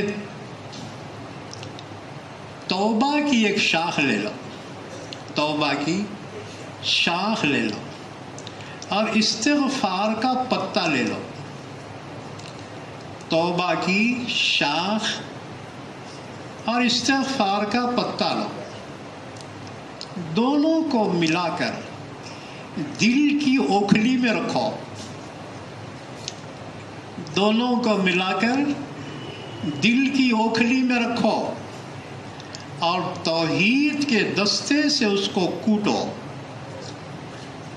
الا اللہ، ہاں جی، توحید کے دستے سے اس کو کوٹو اور اس کا صفو بنا لو. پھر رحم کی چھلنی میں اسے چھان لو، رحم کی چھلنی میں اس کو چھان لو اور آنسوؤں کا پانی اس میں ملا لو اور اسے گوندھ لو. پھر عشق کی آگ میں اس کو پکا لو، عشق کی آگ میں اس کو پکا لو. پھر محبت کا شہد اس میں ملا لو، محبت کا شہد اس میں ملا لو اور پھر قناعت کے چمچے سے تھوڑا تھوڑا اس کو کھا لو. بایزید بستامی حیران رہ گئے. ہاں جی، بایزید بستامی نے کہا ہارے دنیا ہائے، تو اسے چھوڑ کر چلی گئی. اور فرمایا تم تو پاگل ہو.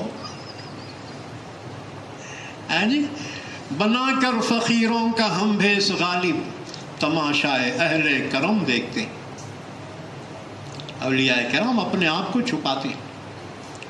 ہم سمجھتے جو کرامت بتائے وہی ولی اللہ. ہمارے زمانے میں کرامتوں والے ولی اللہ نہیں رہے، اس لیے تبلیغ مشکل ہو گئی. اب پہلے کرامتوں والے ولی اللہ تھے نا. خواجہ معین الدین چشتی رحمت اللہ علیہ چشت سے اور سنجر سے سفر کر کے اجمیر شریف تک پہنچے. 90 لاکھ آدمی آپ کے ہاتھ پہ مسلمان ہوئے. 90 لاکھ. اب تو پوری زندگی میں ایک بھی مسلمان نہیں ہو رہا. یہ ہوئے تو بھی بھاگ جا رہے بیٹے. سلمان رشدی جیسے, تسلیمہ نسرین یہاں سے بھاگ جا رہے, سوراخان لگ جا رہے ہم رنجن کو ہمارے. حضرت خواجہ معین الدین چشتی رحمت اللہ علیہ, ہند الولی,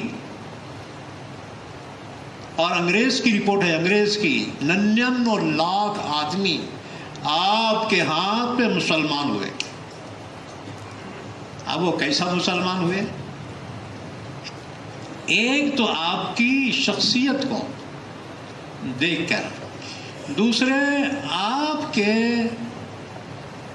دین برحق کو دیکھ کر, اور سب سے بڑھ کر کرامت کو دیکھ کر. ہاں جی, انا ساغر پورا تالاب ایک کوزے میں بھر دیا تھا, مشکیزے میں.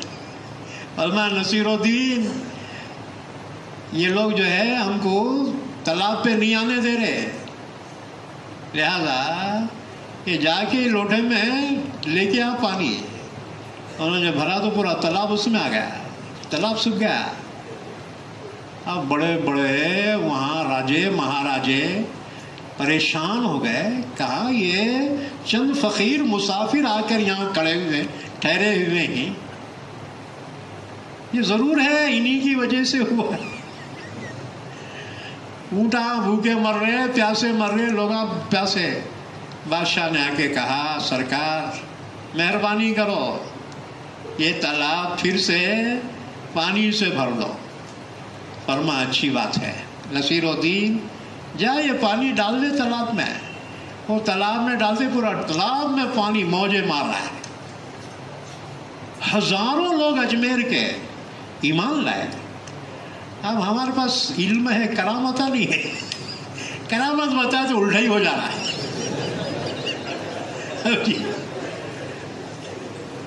علاج کرنے جا رہے ہیں, بیماری سے مر جا رہا ہے.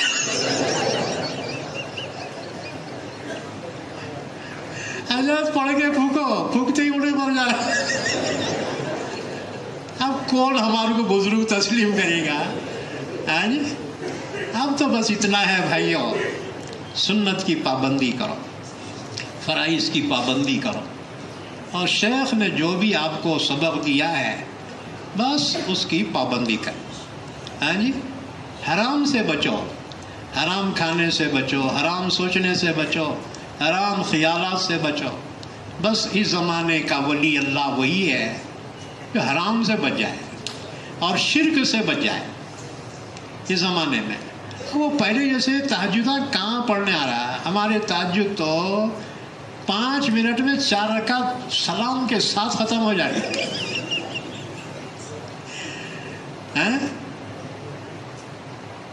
حضرت فاطمہ رضی اللہ عنہا تہجد کے لیے کھڑی ہو گئی, قرآن پڑھتی رہی.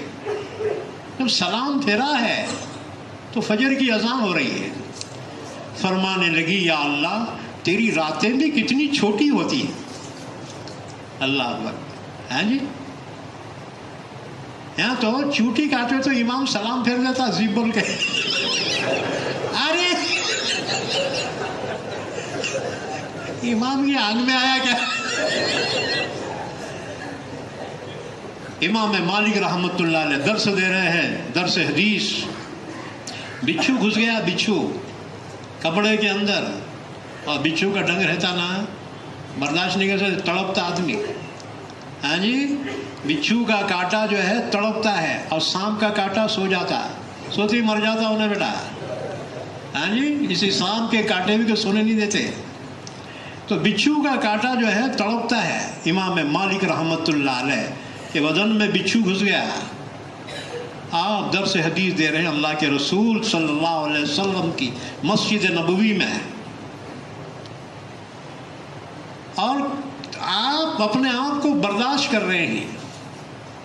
اس کے بعد بچھو تنگ آ کے چلے گیا. ہاں جی, تقریباً 12-13 مرتبہ کاٹ لیا ان کو, تنگ آ کے چلے گیا انہیں.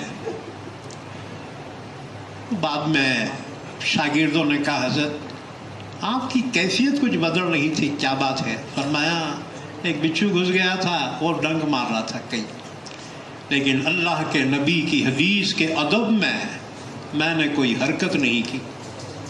ये अदब था। हाँ जी, हज़रत पीराने पीर रहमतुल्लाह अलैह वाज फरमा रहे हैं, एक सांप आया ज़बरदस्त और सीधा आपके घुस गया कपड़ों में। अब वो सांप अचानक ऊपर से टब्बल के पड़ा और आपके कपड़े में घुस गया। लोग आते, अरे बाप रे सांप, पूरी मस्जिद भाग गई। आप उसी तरह से खड़े रहे और सांप पूरे बदन में घूम घाम के फिर आके यहाँ से हलक के पास से, गले के पास से निकला। लोग तो भाग गए। सांप ने कहा, मैंने बहुत से औलिया देखे मगर तुम्हारे जैसा साबित कदम नहीं देगा। है जी, अल्लाह की आजमाइश होती है। तो याद खुदाबंदी में इतना महव हो जाए कि दुनिया वालों का कोई खौफ न रहे। ये है, बस इतना तो कर सकते हैं ना। हमारे को करामता तो नहीं बताने का है, अगर सुन्नत के अंदर हम डूब जाएं, अल्लाह की मोहब्बत में इतना डूबो, सिबगतल्लाह व मन अहसनु मिनल्लाहि सिबगा व नहनु लहु आबिदून। अल्लाह के रंग में रंग जाओ। नबी की सुन्नत के तुम्हारे एक एक जो है अदा से नबी की सुन्नत झलकती रहे। इतना तो हम अमल कर सकते हैं। बहरहाल जो बातें कही गई हैं, अल्लाह से दुआ है अल्लाह मुझे भी आपको भी अमल की तौफीक अता फरमाए। आमीन। व आखिर दावाना अनिल हम्दुलिल्लाहि रब्बिल आलमीन।